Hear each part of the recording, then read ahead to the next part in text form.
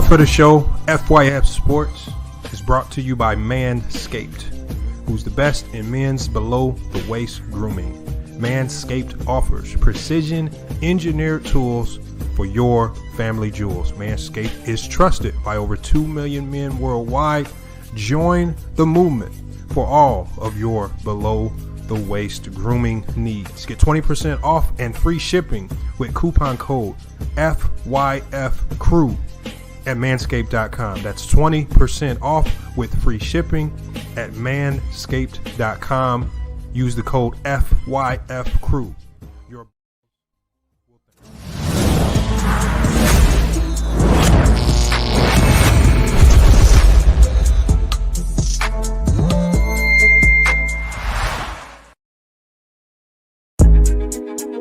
All I hear is yap, yap, yap, yap. Ain't talking about nothing, right? Watch this. We gon' bring that pressure. Just a little FYI, FYF, 20K sub 6 months, what's next? They been hating at first, now they calling us the best. Hit up YouTube, tell them cut the check. Just a FYI, FYF, 20K sub 6 months, what's next? Woo, fuck your feelings, we all know who the real is. I be getting to it, ain't wasting no time. Walking straight in, we ain't waiting in line. Fuck your feelings, you don't care about mine. You a YouTube gangster, don't be yelling out slime. Or you talking LB, talking Ticket TV. Ain't nobody watching them, all the viewers be sleep. 5 years in, all your subs is your friends. Ticket TV, watch your cars again. Just a little FYI, FYF, 20K sub 6 months, what's next? They been hating at first, now they calling us the best. Hit up YouTube, tell them cut the check. Just a FYI, FYF, 20K sub 6 months, what's next? Woo, fuck your feelings, we all know who the real is. They all know, shop don't close, working 24, trying to make the channel grow. Look at them, pointing fingers, hating on the low. You can't compete with our podcast show. Couldn't make it in the league, so we got on TV. Crying by LeBron like a little baby. You must be crazy, trying to ever play me. Or you super tough until it's time to say cheese. Just a little FYI, FYF, 20K sub 6 months, what's next? They been hating at first, now they calling us the best. Hit up YouTube, tell them cut the check. Just a FYI, FYF, 20K sub 6 months, what's next? Woo, fuck your feelings, we all know who the real is.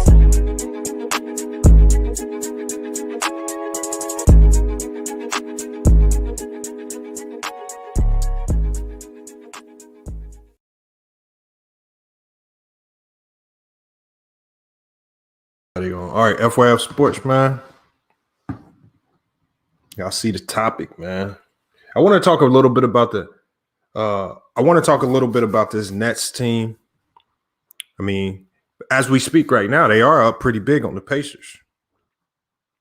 One thing I don't do is I don't get too hyped up off of one game. And I don't with this Nets defense, I don't trust any lead. So we still got to wait till the buzzer sounds on that one. But they are up. I got to give them credit going into the second half. They are big on the Pacers. We'll see how the game pans out. But what's going on with this Net team, man? When you got a collection, I mean, this is not your average collection of talent, y'all. All right. Let's not act like this is an average collection of talent that is supposed to have these types of growing pains. The types of growing pains that they having are not indications of not having good players. It's indications of not having good leaders. And when you put in the expectation of NBA champion on this team, because that's where everybody expects this team to be. When you put that expectation on this team, how can they win a championship when they ain't got no leaders? Does anybody look at, Kyrie Irving already set the tone to start the season. They don't look at Steve Nash as the leader. They're going to coach as a unit. Obviously, D'Antoni's assistant, so he can't be the leader. All right. Well, Kyrie Irving, he already went MIA for about 2 weeks. We know that's not leadership. Kevin Durant just walks around silent. When things don't go his way, he just puts his head down. I don't think that's leadership. And James Harden just knows how to pout. When things don't go his way, he pouts. All right. You can see it in his play. Throwing lazy passes, gets disinterested. Gets completely disengaged from the game. Kyrie Irving only attempts to play defense when he's scoring the basketball. And even those attempts to play defense are half-hearted. Nobody's communicating on defense. Record of 14-12. That's acceptable. Is that record acceptable? 14-12? Is that where we saw this team? I mean, even without the addition, let's say even without James Harden, is this what we forecasted from this team? All right. 26 games in. And they're only 2 games above 500 on a 3-game losing streak. All right. And again, it potentially could be 4. And if they lose this game today, that would be much worse. Looks like the Pacers are jumping out to a great start in the third quarter. All right. They're up 7. They've outscored the Nets by 7 so far. It's about winning those small battles. Let's see where the score is at the start of the fourth quarter. But I don't see championship. When I see this team play, I don't see championship fortitude. I don't see it. I don't see championship level play. I don't see championship defense. I don't see championship level leadership. Right. But when you hear people running around YouTube and all the social media, you hear everybody defending Kyrie Irving and Kevin Durant and James Harden. Oh, all of a sudden now everyone's wanting to defend James Harden because when he was a Houston Rocket, everyone was against him. But now that he's added to a super team, and I wouldn't even really call them that super, a collection of super talent. That's about all it is. They're not a super team. Now they get every excuse and pass in the book to play like trash. I can't let them off the hook, man. If you look at some of their losses, they're losing to some of the worst teams in the league. All right. Anytime they play a team back to back, they look even worse. That's the one thing that I like about all of these back-to-backs this year. It kind of simulates a playoff environment when you have to play the same team in a day or so or the next night. So I don't want to hear the excuses to regular season. No, you get time to game plan. When you see the Cleveland Cavaliers, okay, they caught you slipping. Next game comes out and they catch you slipping again. Too many guys. How are you the team where guys are getting their career highs on y'all? Everybody wants to go get their career high on Brooklyn. That's how sweet it's become.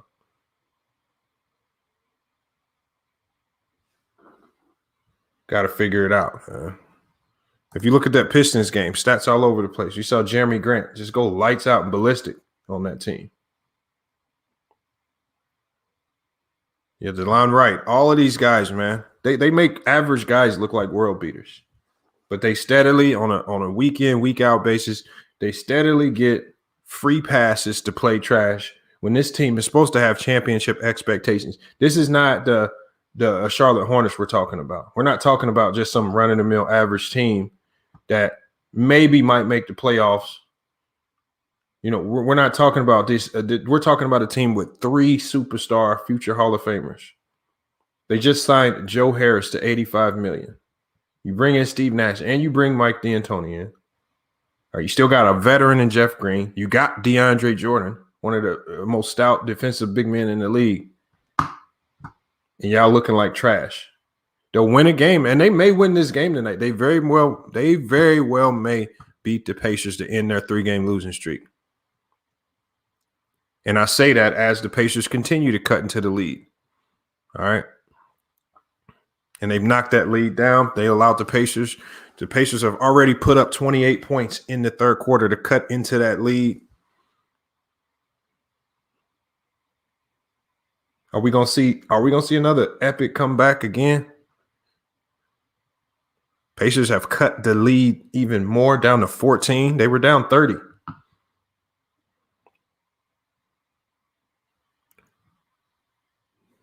The Nets are back to their defensive woes again. We might have to tune into that game if it gets close.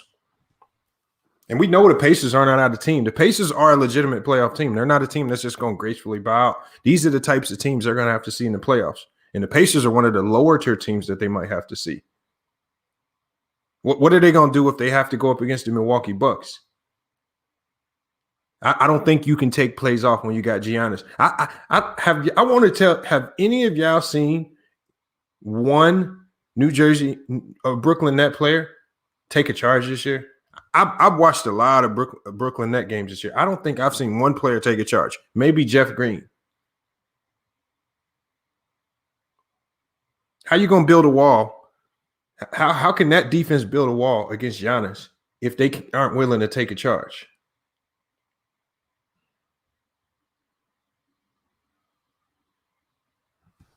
It's sad, man. Sad. And I don't want to hear the noise about, these stars haven't had time to play with each other.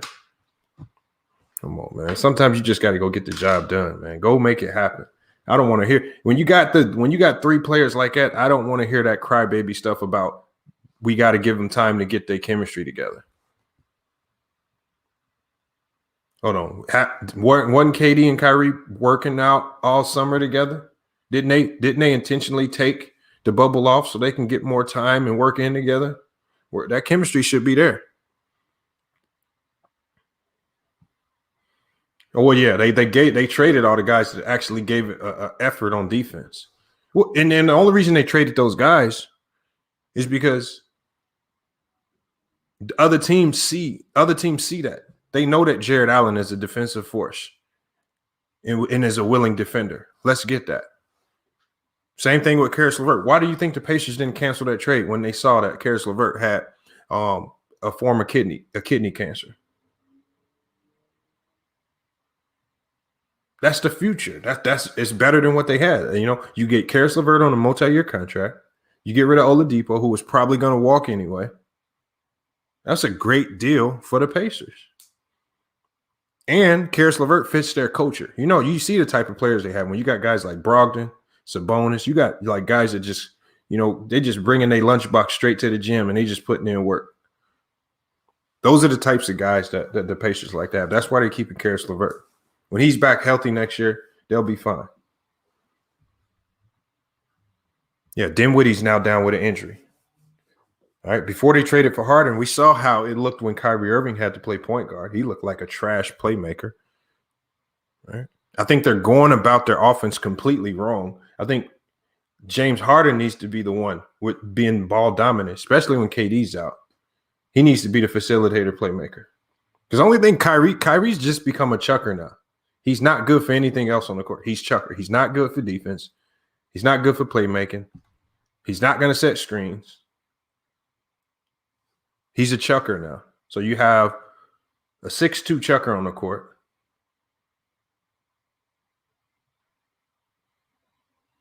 Which is hurting the production of Joe Harris. Joe Harris can't make a shot now. The only time they pass him the ball is when the shot clock is running down to 0 and he's chucking up bad shots. His percentage looks all out of sorts. And at the end of the game, you got these crazy fans who will sit there and blame Joe Harris. Look at the shots that they're giving him. Out of rhythm. He ain't getting no ball touches. He's a shooter. He ain't even getting touches on ball. Hands cold as hell. Ice cold. They throwing him the ball. Make this shot.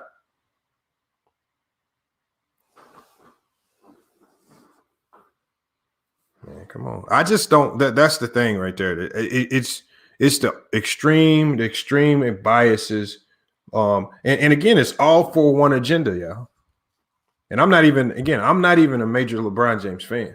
But when you see people become ultra friendly and ultra sensitive and overly fanboys of new teams all of a sudden out the blue, you know it's for one agenda. You got your pom-poms out because you want to see somebody take down LeBron James. Pom-poms are out for everybody. And all of this crazy stuff is happening while LeBron James is having an MVP caliber season. Quiet as kept. You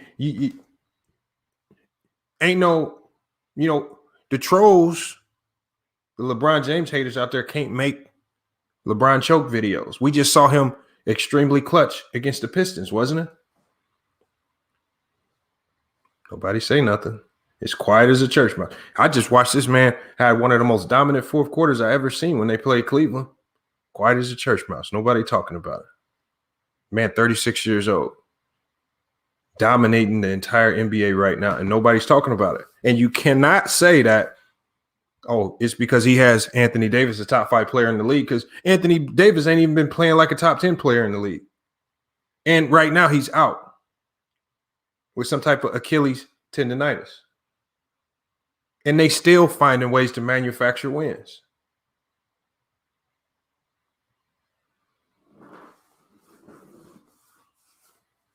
Hey.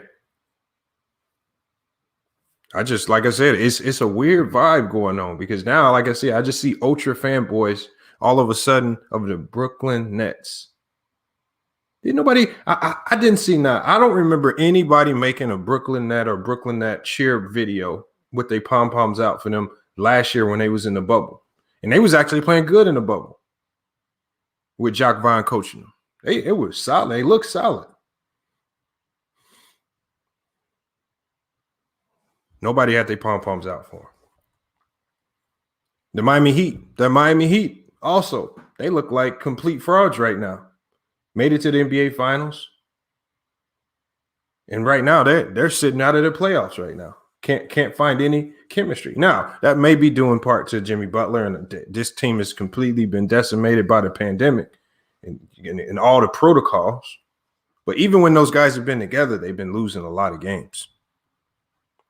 So you got the Miami Heat as well. And I think everyone remembers all of the immediate Miami Heat bandwagon fans that we saw last year, people cheering Jimmy Butler on. I haven't heard anybody say Jimmy Butler's name this year. Hey, Malik Crosster, I have said the Raptors are going to make the playoffs. The Heat are going to make the playoffs. At the end of the day, they're going to be there. All right, and when you got a team, and those teams are still good teams.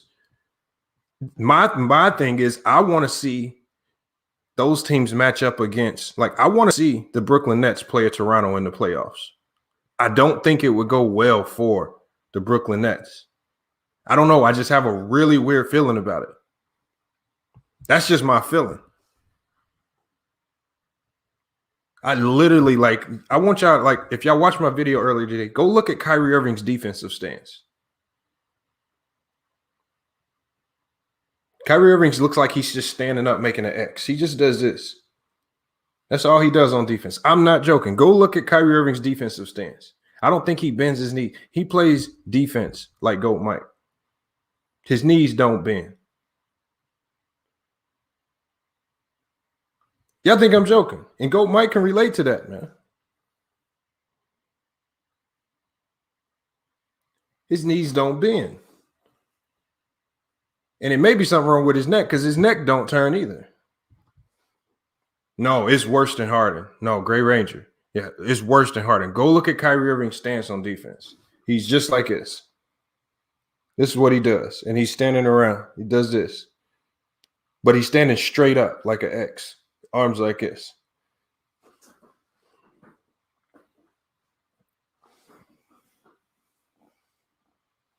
Darren Hampton, it's not about coaching with the Brooklyn Nets, y'all. Hey, y'all, look. Every team can't have everything. Okay, they already got 3 of the top 10 players in the league on their team. Now you want them to have perfect coaching. I hear people saying, oh, they need a big man, so now y'all want them to have the perfect big man. Like, you cannot – were the Lakers perfect? The Lakers were a flawed team last year, but they still got it done. Who would have thought – Who would have thought Alex Caruso would have started in Game 6 of the NBA Finals and helped them blow the Miami Heat out the water? When you can galvanize lower tier guys like that and make them play great in moments, that's what great teams do. You turn the Carusos into better players. You make them play outside of what they normally can. Because if any of you guys have played with Alex Caruso in an open gym setting, a lot of people will be asking, how is this man in the league? He's good, but he's not great. Sometimes playing with great players, if they can galvanize you the right way, will have you playing above your own means. Yeah, they say they want Phil Jackson to come back. Come on, man. This is what I'm saying. They got 3 of the top 10 players in the league. First, y'all cried about LeBron. Everybody cried about LeBron having 1 top 10 player in the league last year. They got 3, and they still crying for more. Phil Jackson. Not that that's even realistic. But it's just the notion that you want the greatest coach of all time to coach 3 of the top 10 players in the NBA because these 3 top 10 players in the NBA, for whatever reason, can't figure it out. But instead of blaming the 3 superstars, you blame the rookie head coach.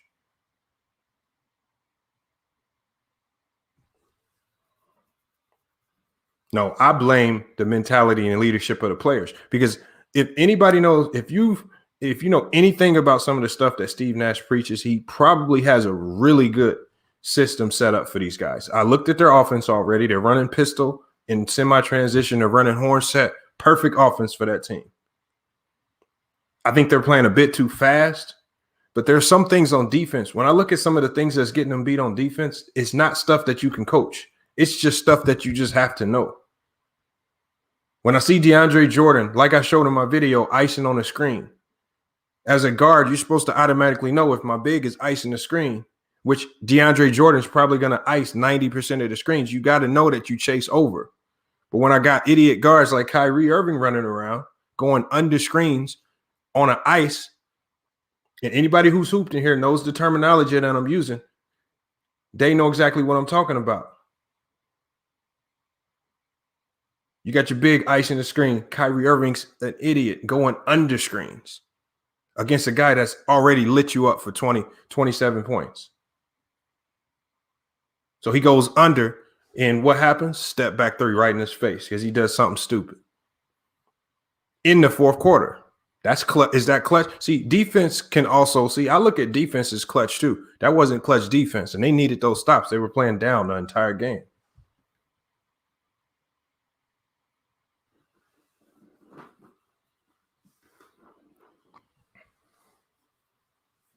Michael Dudley, I agree. They play like they're not listening to the coach.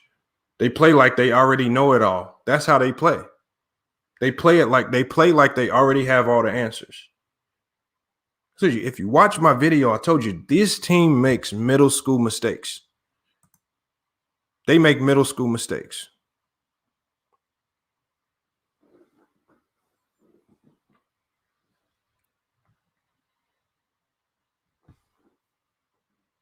All right. When you're going into, 26 games, you got to think 26 games. This is a third of the season right here. This is a big portion of the season. It actually means something.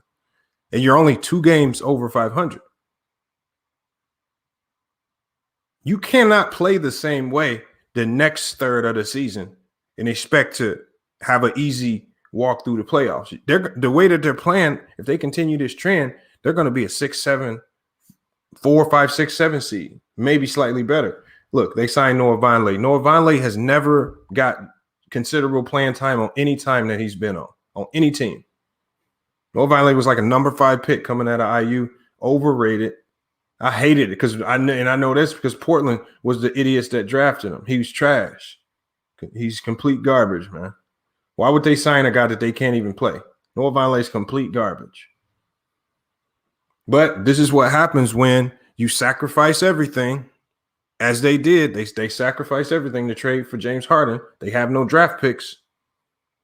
They can't use draft picks to make moves. They have no salary cap. The team that you see now is the team that they're stuck with. They cannot make any unless they get lucky in the buyout market and somebody with a big contract gets bought out and decides to come play for the Brooklyn Nets. It's the only way.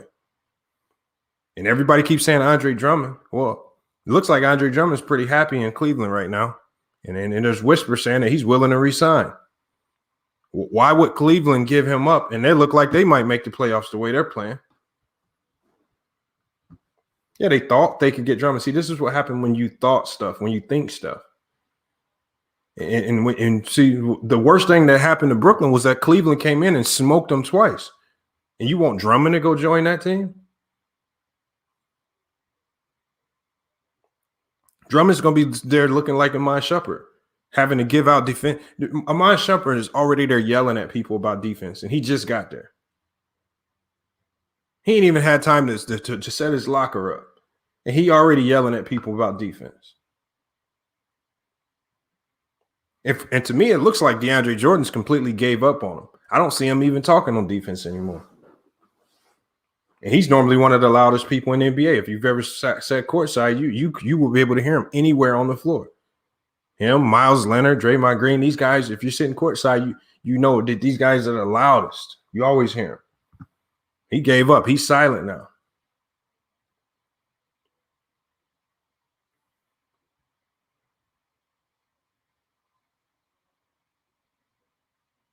Yeah, but people say these names, people throw names and stuff out there.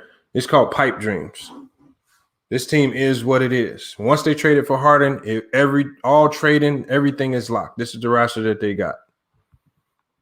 They haven't used Tyler Johnson. They haven't used Chris Chiozza. They haven't used any of the weapons on the bench. They're not using Timothy Luwawu-Cabarrot the way they should be because he's a solid defender and he can make shots. But even when he comes in the game, he gets no touches.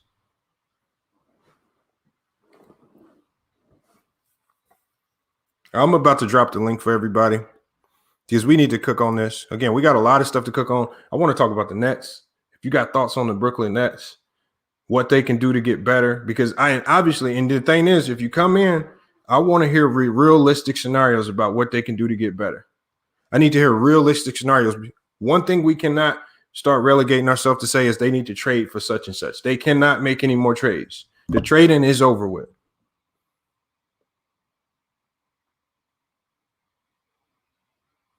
All right, so that's a wrap. So trading, no, what can they do to get better? What player needs to step up for this team and change the way they're acting, change the way they're communicating so that they can get better? And we got to come with some realistic takes. Facts, Trey 82. Realistic takes. All right. No Ticket TV bad tapes. That's facts. Those are all bad takes. All right. Don't be the next Lord Ninja. And you know what? And even if you are the next Lord Ninja, it's okay. All right. That's what disappointed me about Lord Ninja. I didn't call him out his name. I didn't talk about his mama. Nothing like that. He got caught up because I said he had a bad take. Let's not do that, y'all. That's fun, absolutely funny to me. But it is what it is, man. Those are the types of people that we got running around YouTube. Let me drop this link, y'all. And again, if you're new to the channel, make sure that you hit this link.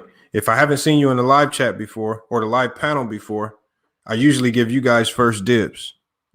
All right, but the back panel usually fills up pretty fast.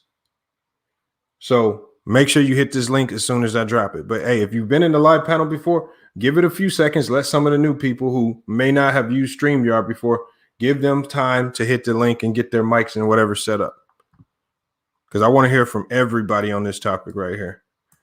Again, we got to talk about all of the teams that are underperforming this year. You know, whether they bounce back or not, we still got to talk about them. We got to talk about Toronto. We got to talk about Miami. We got to talk about Brooklyn. There's a couple teams underperforming. I think to a certain degree, I think Golden State is slightly underperforming where I thought they would be, but they're still headed in the right direction.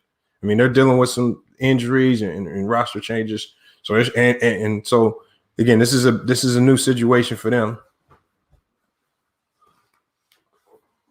So that I'm not going to give him too much heat.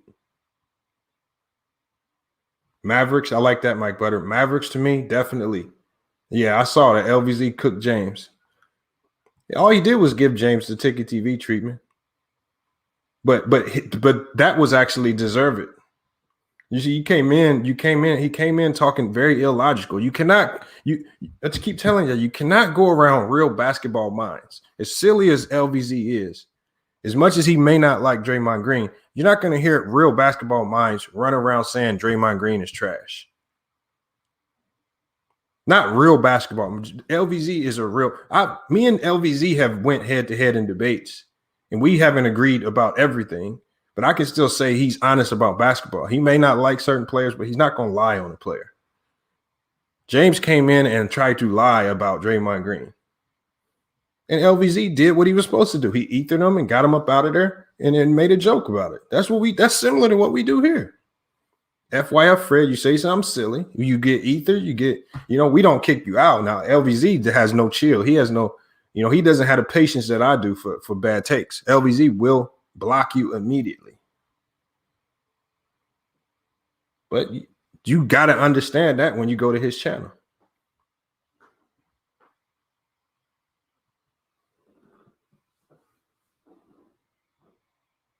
All right, y'all. Hold on. Link is coming in the chat, man.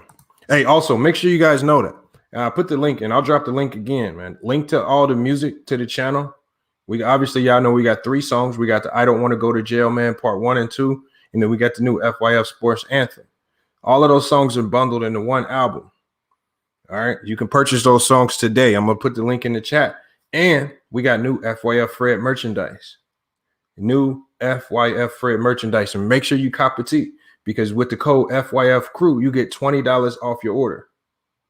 All right. So for orders over, and let me fix my camera, but orders over $25, you get $20 off. You buying t-shirts for $5. That's not nothing. You should be able to do that. All right. All right. Link is in the chat. And while y'all coming in, I'm going to go ahead and drop the link to the music and the new FYF Fred merch. Make sure you guys go place your orders. Remember to use the coupon code FYF Crew. FYF Crew. All capital letters. Very easy. All right. All right. And I think it's either orders over 25 or it could be 35. I can't remember. But you're gonna have to just go in there and try it.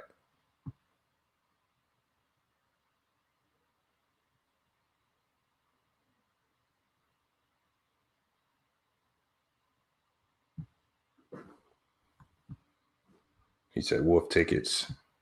That's exactly what it is. Hey, Gray Ranger. Yeah, there's a lot of people out there saying that. It's a very strong likelihood that there's some truth to that.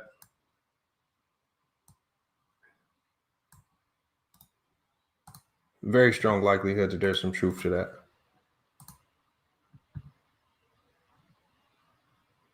Well, I mean, we heard, and this is not lying. I think Tayshaun Holmes might have heard it too. I heard Will snorting coke on the stream. That's no joke. I'm 100% positive I heard him snorting coke on the stream.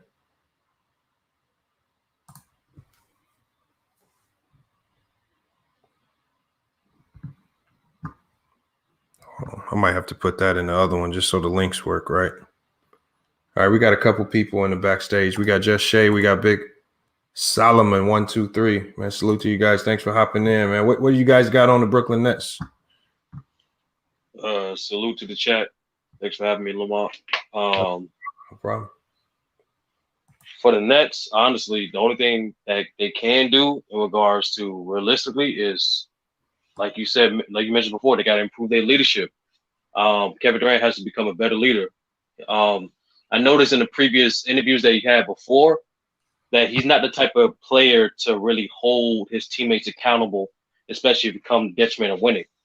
Look, in regards to his comments with Russell Westbrook, he always mentioned that he's always mentioned he let Russell be Russ. But we all know when Russell be Russ, there's certain times and aspect we have to tone it down. So what more of a better person to hold your other player accountable, your teammate accountable, than the best player in the team? So Kevin Durant just has to become a better leader, hold everyone accountable, and honestly start developing a culture, which is simply they already have enough offensive firepower. They need to start putting all the emphasis and practices on defense because offensively they have nothing to worry about at all. Mm-hmm. Hold on. Hey, Shay, what you got on it? Basically, I'm not surprised by Brooklyn. I knew when I was hearing the talks about, them going for James Harden and stuff like that as far as trading for him. I knew offensively, I knew they were going to be good, but defensively, I knew they weren't going to be good. You know, Kyrie hardly ever plays defense, and Kevin Durant. I know he can play defense, but I remember, you know, seeing him in Golden State, and I remember how much they praised him on defense.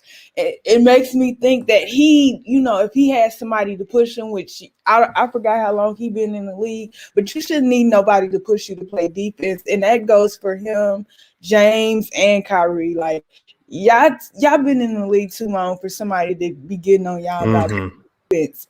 That's crazy to me, and I know yesterday when I had some pushback, I seen people in the chat say, you know, people do play defense, you know, in the league. It's just that people are more athletic and stuff.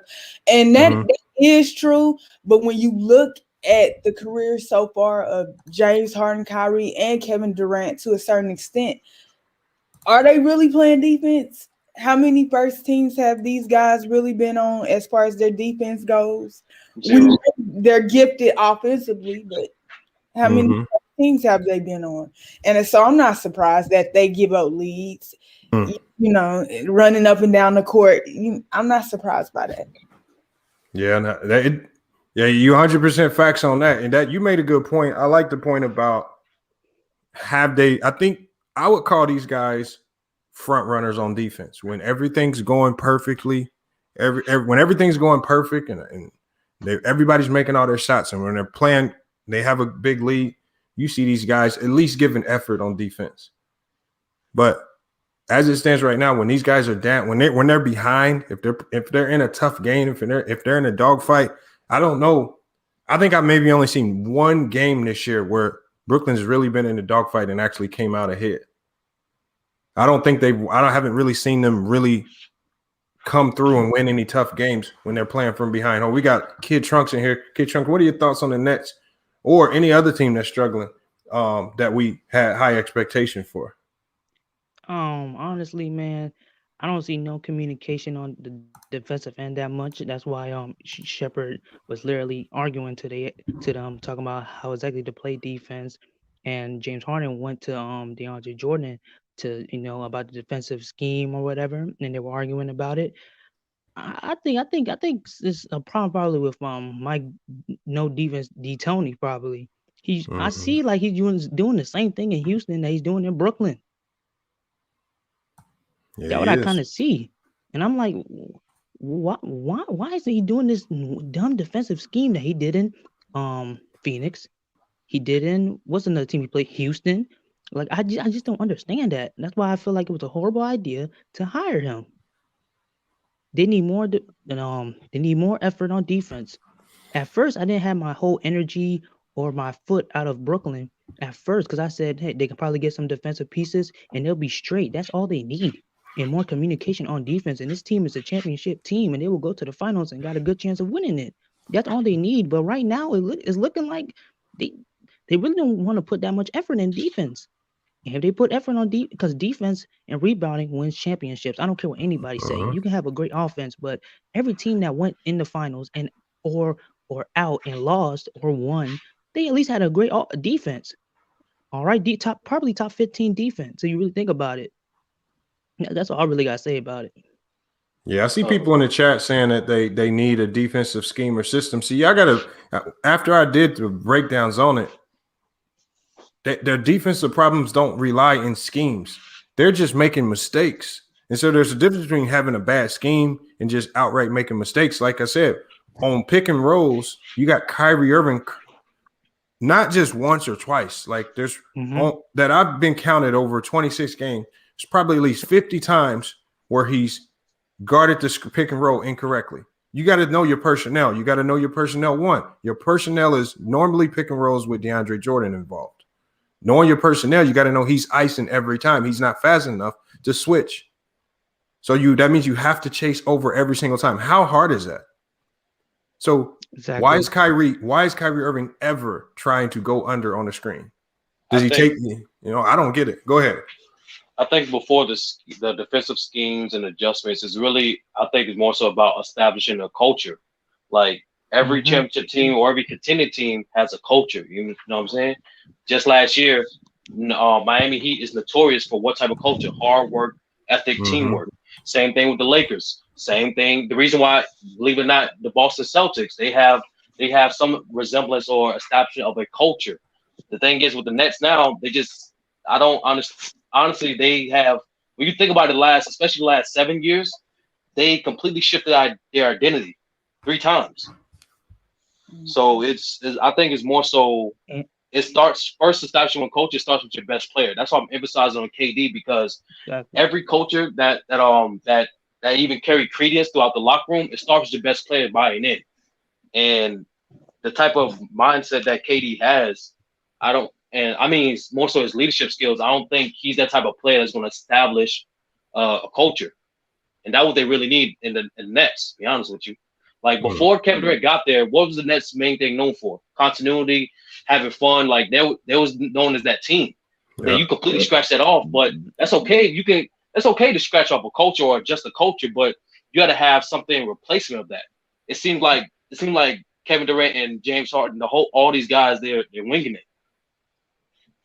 And it's a process. It's a process.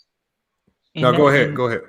With the Pistons game, I was watching and why would you have Kyrie guard Blake Griffin? You know, I'm talking about. No, those are generally switches though. That's not a natural matchup though. Yeah, that's the thing. You have to have a counter to switches. Like with the Warriors, everyone knew Steph wasn't the most. No, that's what I'm saying. Like with Steph, especially with the Warriors, everyone knows Steph is not the best defender. But what they do every single time Steph gets switched on, they always shadow Draymond Green on the strong side. Yeah. So the point is more so. Done. Yeah. The point is the Nets don't have a counter for their obvious weaknesses, and that's to me that's really an obvious indication of lack of basketball IQ. To be honest with you, my brother. That's true. And so you said you brought up the Miami Heat too, because I did want to talk about them as well. What do you think is going on down there, other than the issues with the pandemic kind of decimating their team with COVID protocol? I mean, going into the next 2/3 of the season, what do we need to see from them to kind of bounce back and get back into this playoff race? I think they'll be fine. To be honest with you, it just when you think about it, they really have been hit the most out of all the teams with this COVID situation. Yeah. So with that type of culture that they have, and also the fact that Jimmy Butler coming back, who is the obvious lead on that team, Bam. No one's mentioned how the fact that Bam is actually getting better offensively this year. I think they'll be all right. They'll make the playoffs. I think they'll be fine too. Hold on, we got Big Bless. Big Bless just hopped in, man. What are your thoughts on the Nets, man, or any other team that's struggling, man? I'm good. Yeah, man. Blessing on blessing, bro. Like, yes, sir. Honestly, man, like I feel like I agree with y'all about it, but I feel like the Nets, man, they got to do some real soul searching, man. Like, it all started mental with some of these guys, man. Like I seen Iman Shumpert go over to Kyrie to talk some defense, like I want to say it was like a game ago, and Kyrie gave him the look, like, man, who the hell you talking to? You feel me? Like he just looked away from him, like I don't want to hear that shit.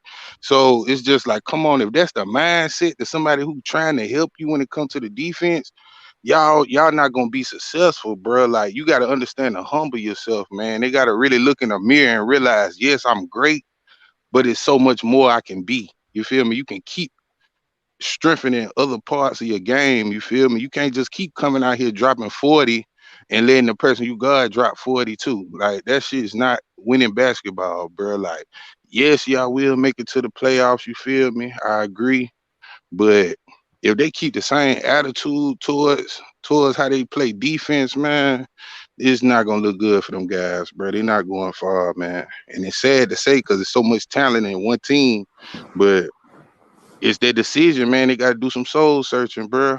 Like, honestly.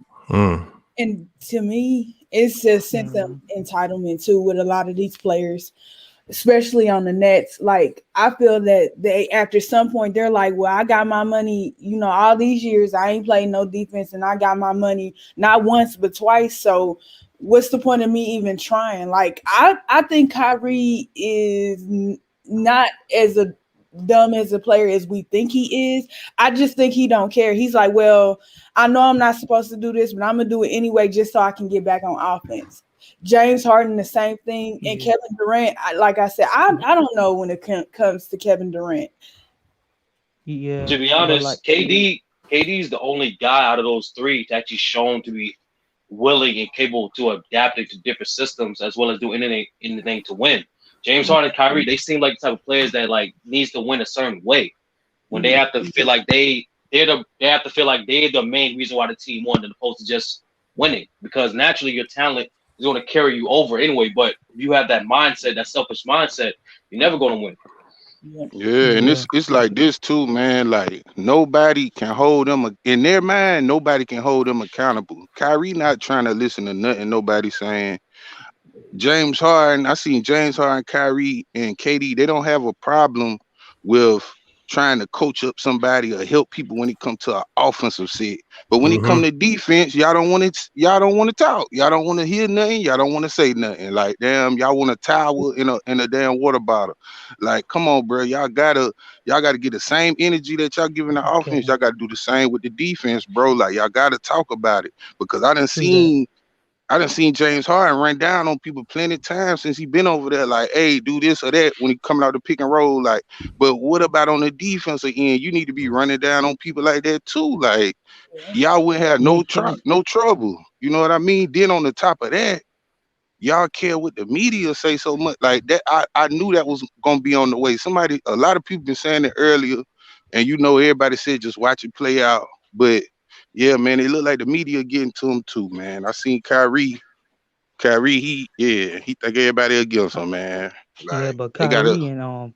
Kyrie and James Harden would most definitely listen to Kevin Durant because he bring that leadership and he needs to bring it too and talk more about the defense because he has the most experience of going to the finals and winning it. He knows what it takes to win. He knows how important defense is as in the team. Golden State, they had a good defense even when he played small ball, and that's why I said like players like Anthony Davis, Joel Embiid, and Giannis. And probably Jokic. If they play in Brooklyn against Brooklyn, they should probably have Wilt Chamberlain numbers. Yeah, bro, I'm gonna tell you some real shit. What you said not wrong, but let me keep this real about KD. KD got the experience. He do got the experience of going to the championship and stuff, but he's also very experienced at going with the flow. Like my man said earlier, he's great at going with the flow. He's not great at holding people accountable. That's new to him. That's foreign to him. That's something he gotta. If he wanted to go to that next level, he want to get on LeBron status for real, he's going to have to go to that level, bro. Because if you the only person that they'll listen to, you're going to have to start holding these guys accountable, bro, and hold yourself accountable. You know what I mean? Because they're not listening to nobody else, bro. Steve Nash, they're not listening to you. Dan Tony, sit your ass over there at the end of the bench. Anybody else, DJ, we not listening to you. Iman Shumpert, he come up, they like, hey, towel, water bottle, like nobody trying to hear him. So if you is the guy that they supposed to listen to, you got to damn step up, bro, and start holding them accountable because what you tell, like KD done already put it out. I seen the podcast he did with Darius Miles and Quentin Richardson or whatever, and he said he's the type just go with the flow. You feel me? He good at going with the flow. He's not the guy that want to hold people accountable for real. He's gonna have to switch that up, man. He gonna have to shake it up this season if they want to actually go far in the playoffs. Because it ain't no problem. They gonna make it to the playoffs off talent alone. But when it comes to damn winning a championship, going to the finals, you're gonna have to change it up a little bit, bro. Yeah, because like in the season, okay, you can beat some teams, but in the playoffs, do you really believe and think that they will just let you do that 4 times straight in a row, just outscore them every time? This shit is not gonna work in the playoffs, probably. Lamont first round. Mentioned it. Lamont mentioned it earlier when like the way the season is yes, sir. I honestly like this semi baseball like system like season because it's a real good glimpse into the playoffs, like how teams will adjust to you, but most importantly how honestly it also tells us how the IQ level of certain teams. To be honest with you, all these back-to-back games, the Nets did the same exact thing against both the Cavs and the Wizards, and they lost like close game. Then they got blown out in both those scenarios. So imagine the playoffs where you actually have a competent coach like Eric Spoelstra or Brad Stevens, then what's going to happen? Yes. And Good then point. I talk about this on my channel. Yeah, you go ahead. My fault, Lamar. No, you good. To me also, I understand like it. I mean, we're not doing the 82 game season this year, of course, but I understand, that you can't play good defense, all season long, and you will have lapses. But that also speaks to when people be like, man, they don't have to play defense until the playoffs. I don't believe in that, because I feel like whatever habits you come into the season with is what you're going to do in the playoffs. Because it's stressful sometimes, and then You're right. when you get stressed, you're gonna go back to what's comfortable. You're not gonna You're go right. Yeah, though. that's facts. Hey, you talking like you had to hoop before to say that. For I real. promise. She right. Hey, I She promise. right, bro. I ain't lying, because I'm telling you, when you hear that's one thing that fans don't understand, that aspect. Like, that's one of the realest things you could say, because I think to even understand that, you have to have played or at least experienced basketball to some degree, because when you get stressed, you always revert back to what you do naturally, your habits. And this is why coaches in practice, they're always saying, practice the same way that you're going to play. Because when it gets tough, if you don't have them habits in you, you're going to go back to them. Like today, like in the game with the Pistons. When it got tough and they were down in the fourth quarter, what did Kyrie do on that pick and roll? He went under. He went to bad habits instead of maintaining good habits. Like, if that was a Bruce Bowen or somebody who was defensively sound, they're going to stick to the game plan, go over every time. I'm going to let my big man do his job if he attacked the basket, because he icing the screen. But see, that's what I mean right there. She's right about that. Yep. Hey, can I put this I seen somebody a take. I heard a take before, man. Can I put this take to rest, man? Yeah, go ahead. It was a take that people want to compare this Nets team. Like, just take your time with them, like how it was when Miami first got together, man. But see, people leave out the context that when the first year Miami got together, they ended the season top 5 in defense, bro. Like, I'm pretty sure this Nets squad gonna end up in the outside of the top 25, bro, in defense, bro, at the end of this season, bro. So I don't think that's a good take, like, to even compare this. This is totally different. This team right here totally different than when Miami first got together. That's all I'm saying. That's true. Also, the Heat actually had smart role players. All those 4 years, they always had a smart role playing guy. Who's a smart role player on the Nets? To be honest with you, I don't know. And honestly, they ain't giving them the chance. Like Lamont said, they got some guys that'll play some defense, but you're not really letting them get into their role like they could to help your team. Like, you're not giving them the time like that. So I don't know, man. Two best defensive games of the year that they had. Y'all remember when James Harden first got to the team, but Kyrie Irving was out. First 2 games, but they had Bruce Bowen starting at point guard. Those 2 games, that was their best defensive lineup. Those probably their 2 best defensive games. They won both those games. James Harden played great. He was the main playmaker. KD was the scorer. They all defended. And Bruce Brown was like the catalyst to the D. And it's easier for him. And when you got your center and your point guard always communicating on defense, that helps with the other 3 guys, because they also hear 2 guys that are talking a lot. So that helps, with everybody. Everyone should be talking. The thing is, that's their dilemma. Do we play Kyrie or do we play Bruce Brown? Obviously, you're going to play the money. You're going to play Kyrie, but you lose a lot defensively, and it just looks bad. And you can't play them both at the same time because they're too small. All right, and this is what hurts, where they lost Taurean Prince when they had to leave.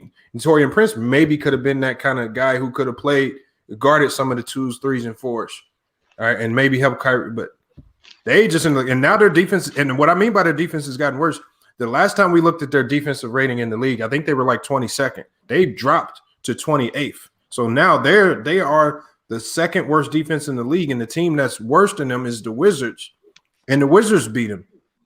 And so, yeah, the Wizards beat them. Yeah, and the Wizards beat them. So, yeah, twice at that.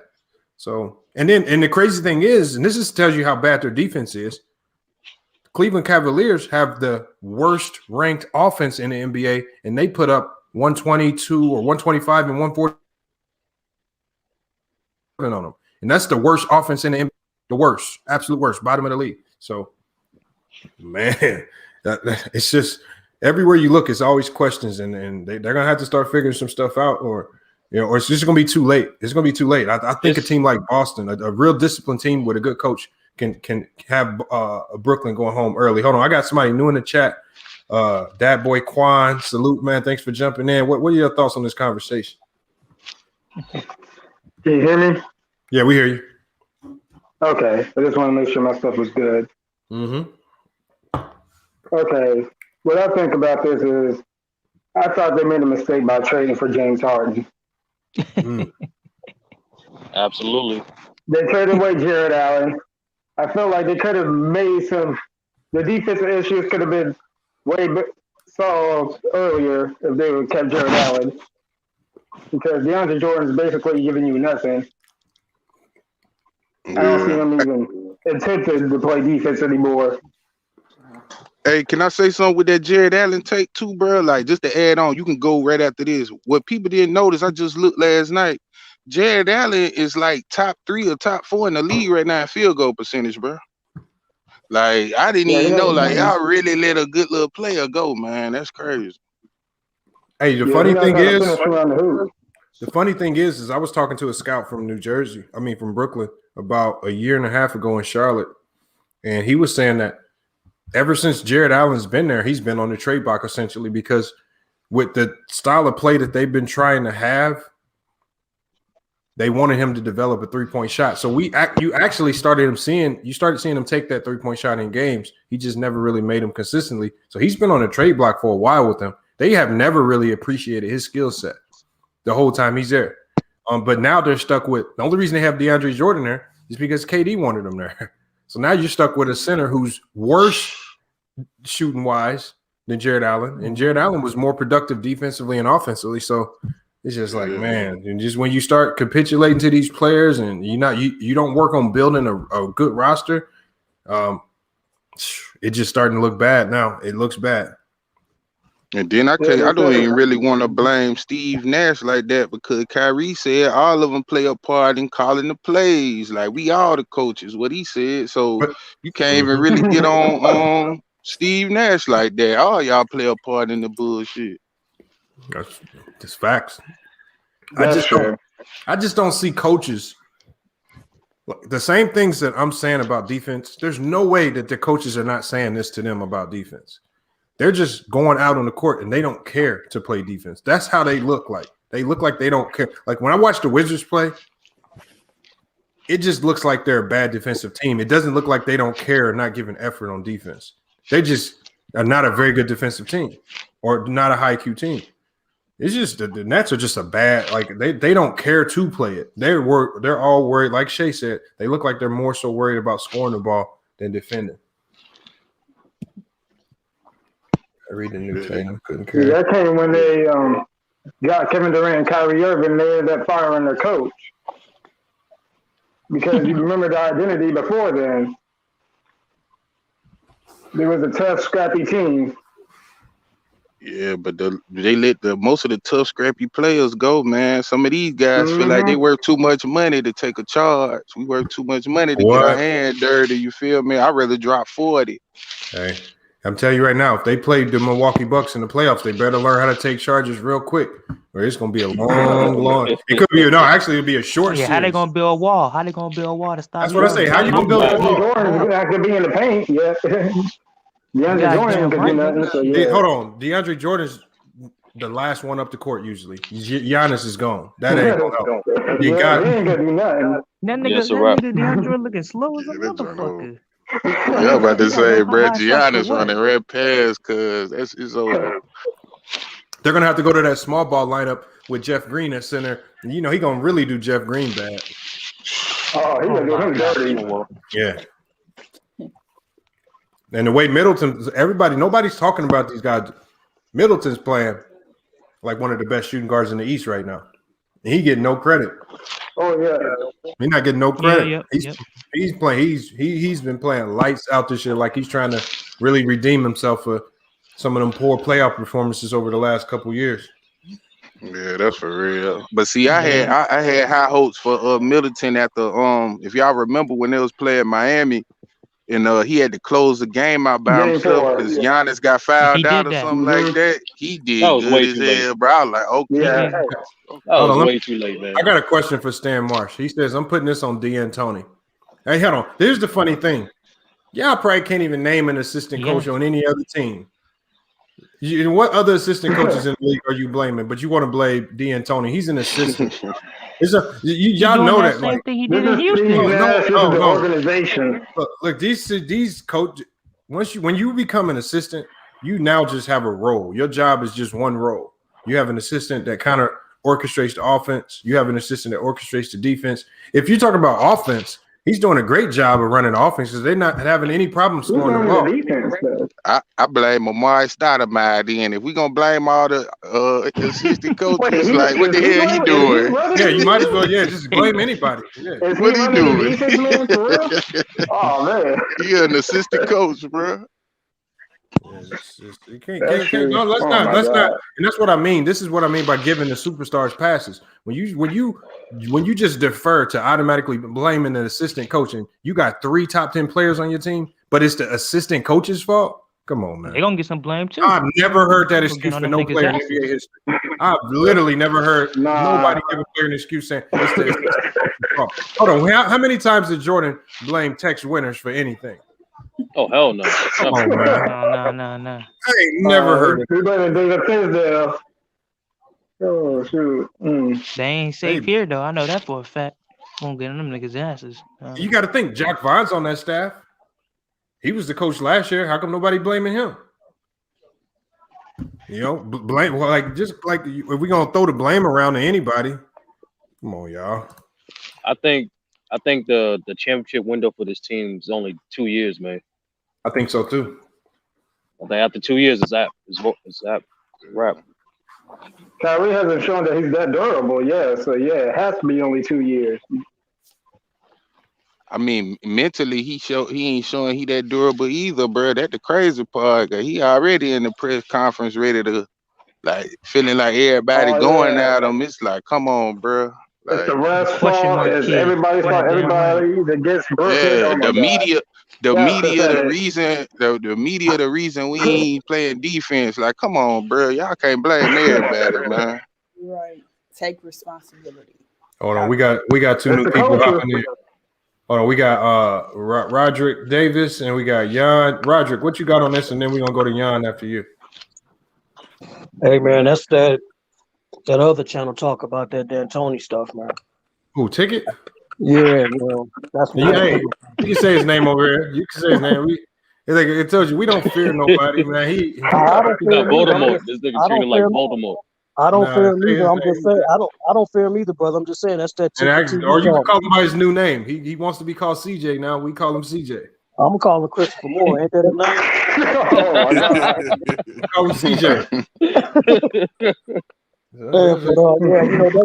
That's that talking over there, man. Because I listen to him all the time hollering about it. It's D'Antoni. He got to do with what they're doing out there. They got to make their own way when they're on their floor. Told you that's got to be the worst excuse in basketball history to blame an assistant coach. Yeah, that's how sad it is. That's how pathetic your basketball argument gets reduced to. You got 3 top 10 players in the NBA. They can put me as the coach. They can put me as the coach, right? If you got 3 top 10 players in the NBA, I'm gonna find a way to win. I don't care. When they lost the other day, that's all he kept saying. Bro, they got to fire D'Antoni. He got to go. Him and Steve Nash. They got to fire D'Antoni. Oh, D'Antoni. He the one calling this offense. That's D'Antoni. That's D'Antoni. But the offense ain't the problem. They scoring the ball perfectly fine. They got the perfect offense. They're running again. You see, all you got to do when you talk to people like that is ask them what offense are they running. If they can't even tell you what offense they're running, then I'm like, you need to shut the hell up talking about offense.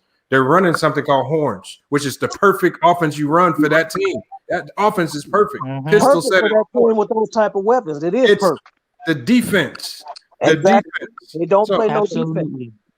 Now they played defense tonight. They did pretty good tonight playing defense, but that's because they got talked about so bad on the media, social media, and on regular media. But Roger, it shouldn't take that. It shouldn't take you because they always, every time they get shellacked, they always find a way to bounce back, and they'll have like one good bounce back game. And then the Everybody's next time like, they play, yeah, they fall right back off the wagon. They're gonna go right back to the same old nets. And that's the problem, the inconsistency. And that's what scares me about this team going into the playoffs is teams that are highly inconsistent, especially defensively, you're gonna get booted out the playoffs. They got a defense. I'm gonna tell you right now. I'm telling y'all right now. Listen, mark this down. Remember, I said this. If they run into Philly, Philly gonna get them. Oh yeah, I think Philly can beat them. I think you know why? Because of Joel Embiid. They ain't got nobody to stop. He's got dominant. Yeah, damn right. That's what I said. That's what I said. Anthony Davis, Joel Embiid, and nobody need to get Wilt Chamberlain numbers. They gonna get Wilt Chamberlain numbers when they go. I feel like any team that they're willing to get dirty is gonna send them home, bro. Like because they're not willing to get dirty out here, bro. Toronto. Yeah, facts. And they get dirty. They get dirty. That's the one team. Toronto's the one team in the NBA. Their style of defense is they really put the pressure on refs to make the call. They really will get physical with you. Ask Steph Curry. Steph Curry talked about it. He says they're really going to toe the line with all of those physical fouls and calls. Fred VanVleet, Kyle Lowry, if they don't trade him, because I hear he's on the trade block, they are real physical guards, and you still got Siakam. They still got a solid team over there. Again, it's not a walk. It's not a shoe-in for Brooklyn. It's on a video game. Yeah, on a video game, they're in the finals. Real life, no. Look, I got to prove at my job. I'm calling for Philly coming out of the East. That's who I think gonna come out of the East. I got Philly too. Philly's gonna give them a problem. Philly's definitely gonna get the Nets a problem. If Joel Embiid get off of that 3-point line and just get down low, Brooklyn has no answers for him down there. None. Hold on, let me go to Let me go to Jan. Jan, did you get your take in yet? Nah, I get my take in. My take in is, man, that these players, not the coaches, man. It's not really about the coaches. It's about the players holding each other accountable to play defense, man. Y'all know y'all have the offensive firepower to score 30 at each given night, but it's gotta be a leader on that team. I don't know if the Nets have a leader that can just get everybody settled and say, man, we want to play defense the right way, man. They don't have that, man. And that's why I think that Philly's going to be the team that's going to shockingly knock them off the playoffs, man, because they don't got nobody to guard Joel Embiid. You know, it might be one night in the playoffs where they all go cold and can't buy a bucket, but they can't play defense, man. So, you know, I'm not expecting the Nets going to the finals, man. I'm telling you, man, they're not going to the finals, man. It's going to be the 76ers, man. And everybody's sleeping on Philly right now because they think that they're not going to keep this up. And as much as I love KD, he is not a leader. He's not a leader. He's not. As much as I love him, he is not a leader. He just goes. Kevin Durant just like to play basketball. He like to go out there, score, do his thing. He's not a leader. You know, I can tell KD is not a leader, man, because look what KD has to have for him to be successful, man. He has to have superstars around him to be successful, man. And that's the number one reason why KD is not a leader. I listen to Ticket and them killing Kyrie. I mean, not Kyrie. Stephen Curry. Oh, you see, he ain't won nothing without KD, man, bro. What are you talking about? KD had to come to the ring. What are you talking about? He had to go to the ring. They won a ring before he got there. KD good at going with the flow, though, man. Like, you can put KD anywhere. He gonna get his buckets, bro. But when it come to, like, holding his teammates accountable, that's foreign territory for him, man. He just gotta take that step. If you want to be the man, you got to take the right steps, man. And that's a step he got to take, man. Yeah. KD gonna get his points. I don't care who he plays for. He gonna get his points. He's just not a leader. He's not a leader of men. He's just not. And when I'm looking at the team, man, the team don't have no good chemistry, man. It's like they just threw it all together, man. They not running. I look at the Nets play, man. They don't have no good chemistry, man, at all, man. If you think about it, if you look at it, man, they just taking turns. Lamar said the same thing in his film session. Yeah, I have, because I mean, again, I've been around teams and I can just kind of look and see the way they interact, look at people's body language. And I've said this a few weeks ago. I said they look like they don't get along with each other off the court. Yes. And that's how they play too. They play like that to a certain degree, because there was a play a couple games ago where you got DeAndre Jordan pointing at Joe Harris, telling him to do something, and Joe Harris is sitting there waving him off, yelling back at him. And while they doing all that, a guy knocks a three down right in Joe Harris' face, and it's just like, I'm like, that ain't normal on a team. Like the way they were interacting, like that's an indication that it's like clicks, a lot of clicks, and you have this with any team anyway. But it's just like you have groups that don't like each other. I feel like you got the KD Kyrie clique where they might like each other and they're cool, but I feel like you got other cliques with some of the bench guys. And I don't think it's and see, one thing you cannot say about LeBron James is he creates that real good team atmosphere where everybody's opinion and everybody's invited in. You don't really see that division with him. He never has a divided locker room. I don't care what you say in the past. His best teams, the locker room has not been split up like that. Yeah, and then the other thing is too. I think, especially when the Harden trade talk came about, I think Kawhi is kept them guys that got traded out and stuff like that. I think they were upset because they at the end of the day they had a decent season, the season before, and it's just like, okay, KD coming in here, some players already knew they was gonna leave. They lose their starting position. But I think it was just a whole problem with the James Harden thing. Like, they know it's a business, but, they was a team. Like, and y'all came in here and interrupted that. It was already bad enough that Kyrie was there, Kevin came. Now you're going to bring James Harden. I don't think they should have done it. I agree 100%. I ain't think about that. They should have never traded for James Harden. They should have kept that team as it was. Yes, absolutely. Because but you got to understand what they were trying to do, y'all. Because remember what Houston said. If you listen to the fine line, listen to what Houston said. We were talking about this team coming out the East, and then it's not necessarily the James Harden trade. Remember when they were talking to trade talks, what Houston said. Houston came out and said we didn't want Kyrie Irving. This is why they collected all those other pieces. You got to think this is around the time where Kyrie Irving went MIA. I don't know if it had something to do with it, but they said we don't want Kyrie, right? And so they had to make the trade happen without Kyrie. So I don't know, was Kyrie's name thrown in that because they thought James Harden would be a better fit with KD? I don't know. And Kyrie got a reputation in the league as being a headache. A lot of GMs don't like him. He's got a reputation in the league for being a headache. As good as a player as he is, he's got a reputation in the league of being a fucking headache. I mean, it's because how he treat his teammates, man. I done heard plenty of stories about how, like, he just wishy-washy with his teammates. Like, he might be rocking with you 1 week, and then he might go a month just ignoring your ass. Like, wishy-washy as hell. Yeah, he did that with the Cavs. Yeah. Hey, Khalil just hopped in. Khalil, what do you got on this whole topic? Well, shout out to the panel. Shout out to the chat. Shout out, man. Salute, man. Got a bunch of new guys in here, man. My name is Khalil. For y'all new guys, if y'all don't know, it's a pleasure for you niggas to meet me. As far as Hey,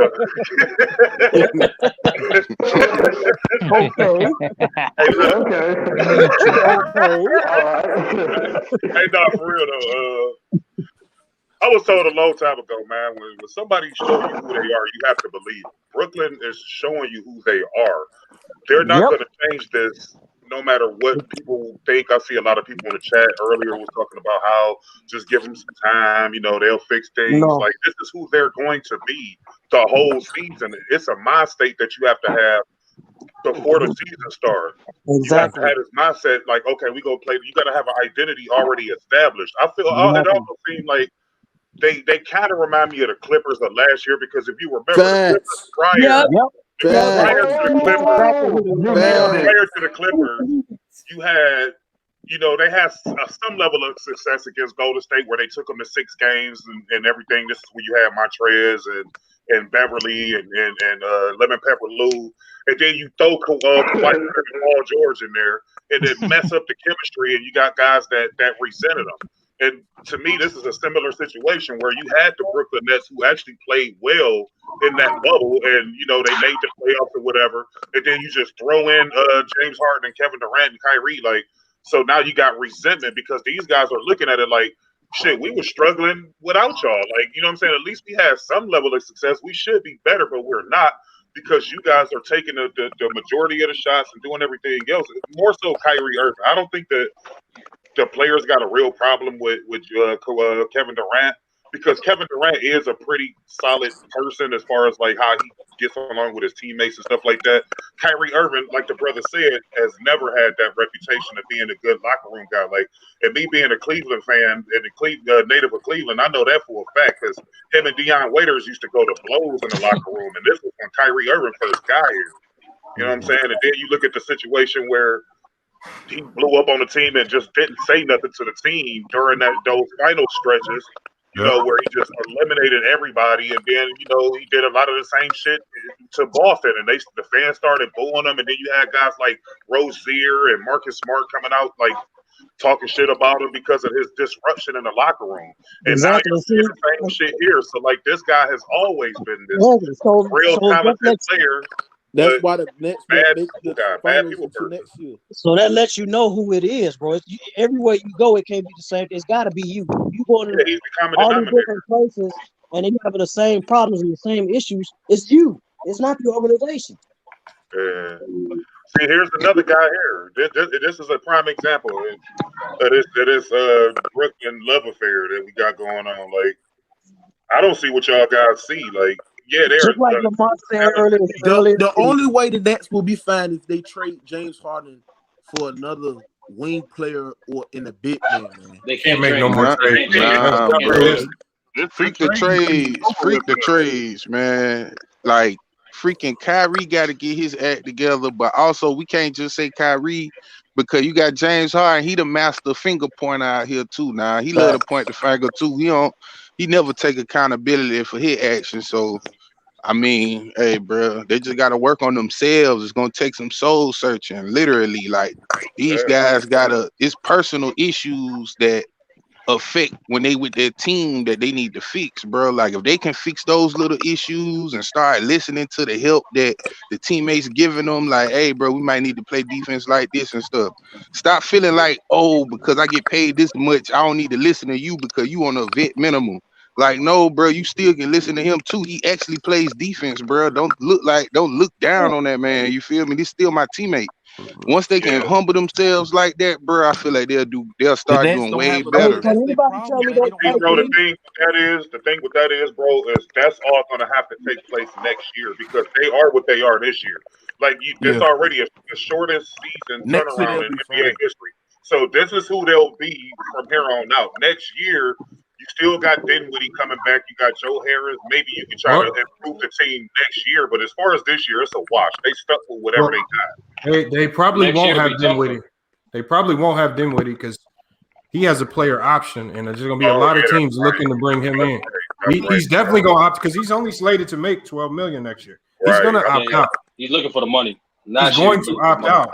Yeah. And if Brooklyn probably doesn't have the money, they do have they might be able to re-sign him if they go deep into the luxury tax, but he can get a lot of money from another team. Another team will overpay to get him. So y'all think he can come back before the playoffs?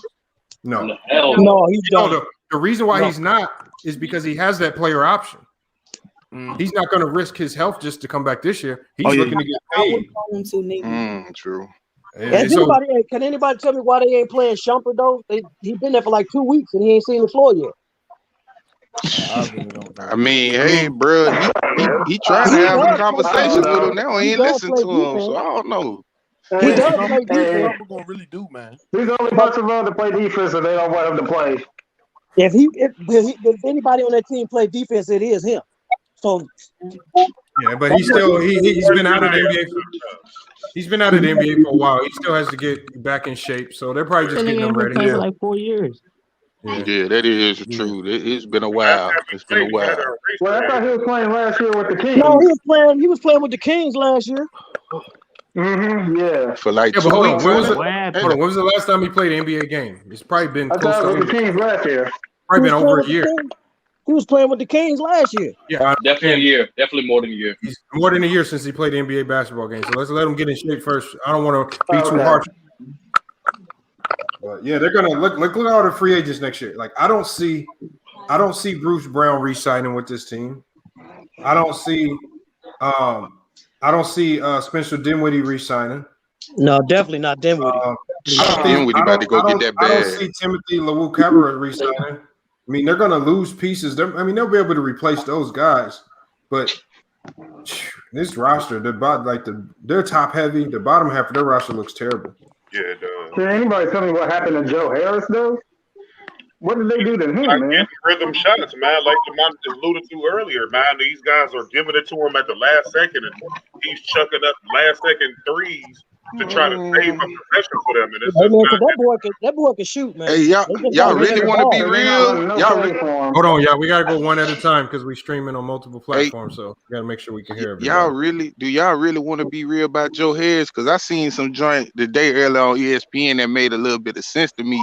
I didn't even know Joe Harris had played at one point in time. He played with LeBron, and he wasn't doing nothing but the pressure. It was a lot of pressure. You know what I mean? It's pressure to win the championship.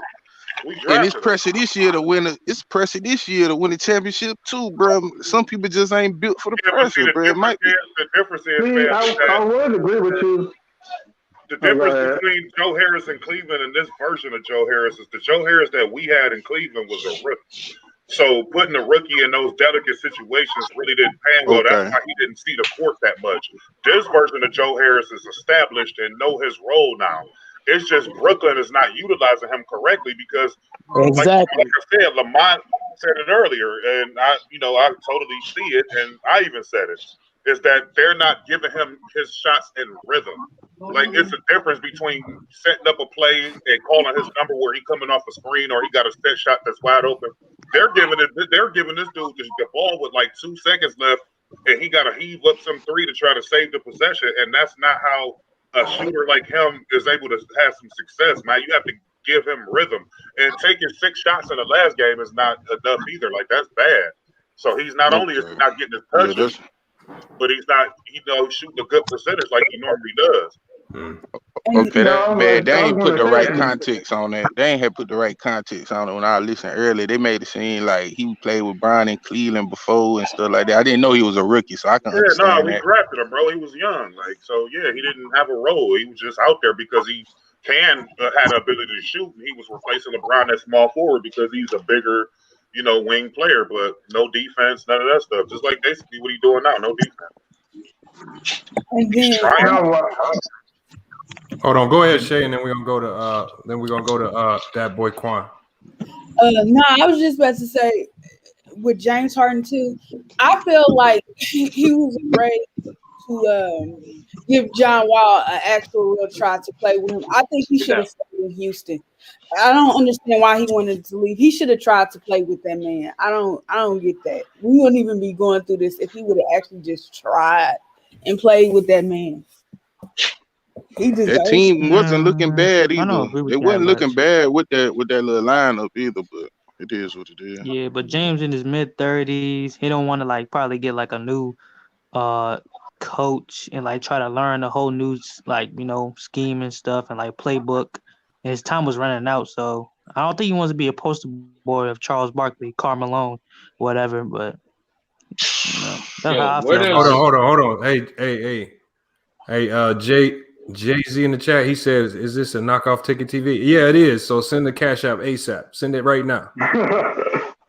Send it. It's right there on the screen. Send that Cash App. What you say his name was? Jay-Z. Yeah, Jay-Z. Yeah, he's definitely a knockoff Jay-Z. But hey, make sure. How you gonna call somebody a knockoff with another whole dude's name? Make sure. Hey, make sure. I ain't gonna cut you out. Make sure you send the Cash App ASAP. Just out of $1, $2, send it ASAP. We begging for him from you then. That looked like a troll account, like they just made that. Like, look at it. Look at how generic it looked. That looked like a YouTube name or something YouTube gave him. Like, here, just take Jay-Z. Oh, man. Hey, Shay, you was up here cooking. I got to give you your props. So you was up here cooking hot fire because, like I said in the chat, if Adam was up here, she'd have been spitting on everything like Daffy Duck. Yeah, some people you could just tell. Like I said, you can talk to people for a couple seconds and know that they don't know basketball. Like if I asked Anna what's the 2-3 zone and she couldn't explain it to me, I said, well, I don't know why we even having a conversation about basketball then. You in the wrong realm. Like, let's not talk about LeBron. We can't really go into depth. We can't really talk with people like that. You really can't go into depth about the game because they only can talk about it at face value. I mean, like I say, I can talk to you guys about Kyrie messing up on the screen, pick and roll because DeAndre Jordan iced, and he's supposed to do something. I can talk to you about it because y'all understand it to some degree. People like her, she just reads headlines and just doesn't like LeBron because from the emotional standpoint. Like that's what I want to stay away from, especially when we talk. That's why I say when we come in, we have our arguments together. Let's not talk about trades that we know we can't happen. That's all emotional. That's what we hope that can happen, but that's not realistic. The reality of the Brooklyn Nets situation is that the roster that you see now is probably the roster that's going to be there at the end of the year, barring any potential buyouts that might happen, and they get lucky in the buyout market. Other than that, this is what they have. This is what they will be. There's don't pray for Drummond and don't pray for Kevin Love. They're not there. Neither one of them coming to Brooklyn. Neither one of them coming to Brooklyn. No, I don't think they will. I don't think they're going there either. And even if they do, how would that help? Yeah, that's facts. Yeah, because they mind. It's the mind. It start with the mindset. Start with the mindset. Well, I want to get back to Joe Harris' point about because at the beginning of the season he was playing pretty good. So when exactly did this start for him? That's what I wanted to know. If anybody's been paying attention, when his slump really started to start. Well, when he started off the season hot. Well, I say it like this: when you got three players that play this my turn, your turn stuff, he's not going to get those opportunities he's had. Are you talking about Kyrie? No, I'm talking about Joe Harris. Joe Harris. He's in the slump. He's not going to get those opportunities. If you got these players playing your turn, my turn. All right, Kyrie, you go ahead and get 10 straight. All right, KD, now it's your turn to go get 10 straight. All right, come on, Harden, let's see what you can do. He ain't going to get those shots. He going to have to sit there and wait till they throw him the ball, like dude said, in the last 6 to 5 seconds in the game, in the shot clock for him to get a shot off. And that's not how he played. That's not how he was playing before all them got there. All he needs is two plays per quarter, and then he'll get the rest of his points in transition. That's it. They don't think like that. And for the most part, I'm looking at like his last 10, 15 games. It really ain't been that bad. They haven't been. He's been double-digit scoring. Well, I wouldn't even say that. He's been double-digit scoring in these last games.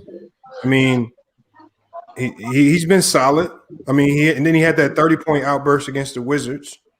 But they, obviously they lost that game, so that really didn't have a major impact. But I mean, he's been solid. He's been, his 3-point shot, like today, he shot 6 of 11. I mean, 3 of 7 from the 3-point. I think that's what's been inconsistent slightly. Is efficiency. His 3-point efficiency's been off, but other than that, he's been pretty solid. I'm not gonna say he's been trash. Right. He's making the best of. He's making the best. He hasn't been trash. He's been playing pretty good. But it does look like he's tapped out. It looks like the way they play, he's kind of tapped out at about 10 shots per game on average. Exactly. Right. But even with that, they still like the top offense in the league, so they really don't even. No, they're going to be. Yeah, so it's like they really just got to focus on their defensive stuff, and they good, bro. Yeah, I wasn't complaining about the offense. I was just asking specifically about Joe Harris. I like how y'all broke it down for me, though. Yeah, cause he cool, bro, but man, I don't know, bro. They just gotta forget that defense, right? They'll be cool, man. Like, and it don't seem like it's that difficult, man. Cause if y'all start now, y'all be ready for the playoffs. But if y'all wait till the last second, man, don't be surprised on an early exit. That's all I'm gonna say, man. Well, admit that it's the first step of recovery. Admitting everything that you Brandon Marshall. Go ahead, bro. About that defense starts in mid-March. They listening to that fool. Hey, hold on. Hey, Daquan, your mic sounds kind of muffled, man. Is there any way you can fix that? Let me see. Yeah, it sounds like a little bit echoey. I'm gonna put you on mute. See if you can fix it for a second. Yeah, I got a question for the panel. Yeah, go ahead. All right, they're not gonna fire Steve Nash, but honestly, I don't think Steve Nash was the right coach to hire. So, who y'all think was the best coach to hire at that point? Honestly, at that time, I think they should have gave. They would never done it. But like I think Mark Jackson should have got a shot. Yeah. I honestly think they should have left Jock Vaughn there. Yeah, I feel the same way. I like both of y'all ideas. Jock Vaughn is cool because he already set the tone. Jock Vaughn should have stayed because hey, they went to the playoffs with that man. So why fire him? That's what I didn't understand. Yeah, and Mike Jackson. Yeah, it wasn't. You already know Mike Jackson what he about. But I think you do need a coach that's more defensive minded. But most important, they'll hold those guys accountable. But they both of them good picks though, bro. Both of them have been good picks. Yeah, they didn't even give him a chance to play with KD and Kyrie to see how he would, use them. They just fired him. It's like, damn, the dude did take them to the playoffs. I mean, damn. I don't see Jock Vaughn. Jock Vaughn didn't get fired. He didn't get fired. No, he got demoted. Yeah, he just got demoted. What I say. Whatever. But this let you know what their mind with KD and Kyrie mindset was, bro. They want to control the car, bro. We driving this car. We don't want nobody else input for real like that. We the drivers, we the leaders. You feel me? It ain't working out too great right now. You feel me? Y'all gonna have to really show that y'all the leaders, man. Y'all still got time, so you feel me? He ain't like everything the world over, but hey, y'all got to start stepping in the right direction, man. That's all. If they don't play no defense, it's gonna stay the same. Guess what? Hey, because guess what, bro? The fans of the Nets, before long, they're gonna run out of excuses, bro. Y'all better get this shit right now. You feel me? Because hey, they ain't gonna have no more excuses after a while. I think it's impossible for them to get that defense. Man, they ain't got no damn fans. They just bandwagoners. Facts. I don't be seeing Knicks fucking Brooklyn jerseys all over the place and shit. Like when they got Kyrie and all them, that's when they all of a sudden became Brooklyn fans. Like, everybody migrated. They migrated from LA. I get it. I live in the city. If you live there, then that's one thing. But Brooklyn ain't been around that long. It was New Jersey. You know what I'm saying? Like, I see a lot of the Knicks, like with the orange and blue. I see a lot of that shit every time I go to New York. I don't be seeing black and white and whatever colors y'all be wearing. I don't be seeing that shit. I see people wearing the little Brooklyn hats, but that's more because of what Jay-Z's affiliation when he first, signed on with the team or whatever. That has nothing to do with the team because people wasn't cheering for fucking Kevin Garnett old ass and Paul Pierce's old ass when they went over there. Like, and Joe Johnson's overrated ass. People want to root for that team, man. Stop. I don't think Joe Johnson overrated, but yes, he was. He won the most. What do you rate him? Like, what do you mean? What do you rate him? Hold on. Well, that's not getting into tangent about Joe Johnson. No, he brought him up. He was like out of nowhere. Joe Johnson. I was just naming some players on the team. Oh, okay. Yeah, no. Nothing against Joe Johnson though. I thought he was cool. I actually told my one of my homeboys. I said if you break down Joe Johnson's playoff career, he actually got more playoff moments than James Harden when you really look at it. I can see that. He definitely can make big shots. He definitely was good for making big shots. But he wasn't always the number one option. It's different. No, he wasn't. Yeah. He didn't pan out to the player that I thought he could be though. That's the thing. Right. He definitely had the skill. Ain't he still getting paid though? I think so. He getting paid by a couple of teams still. Shoot, yeah, he getting a big 3 check and all, ain't it? Like, what's going on? He getting paid by a couple of teams in the league still. Yeah, he got that Bobby Bonilla contract. They still paying Bobby Bonilla now. And this dude ain't been in the fucking Major League Baseball in like 15 years. Yeah, once you play 10 years in the league, you get a pension. Yeah, but that's not how your contract. Yeah, I know that, but I'm saying as far as the contract setup, like Bobby Bonilla set his contract up where he got stake in the team and all that shit. Like how Magic Johnson did back when he signed his contract for the Lakers, how they gave him a certain percentage of the team and all that shit. So yeah, love right like there. That, bro. Some guys know how to negotiate that. Hey, that's the best deal. You can get a percentage of the team, bro. Come on, dog. That's a great deal. That's magic, man. Where's he? Hold on, we got I don't even know how to say his name. LeBron's jockstrap sniffer. I don't even like LeBron like that. What are you talking about?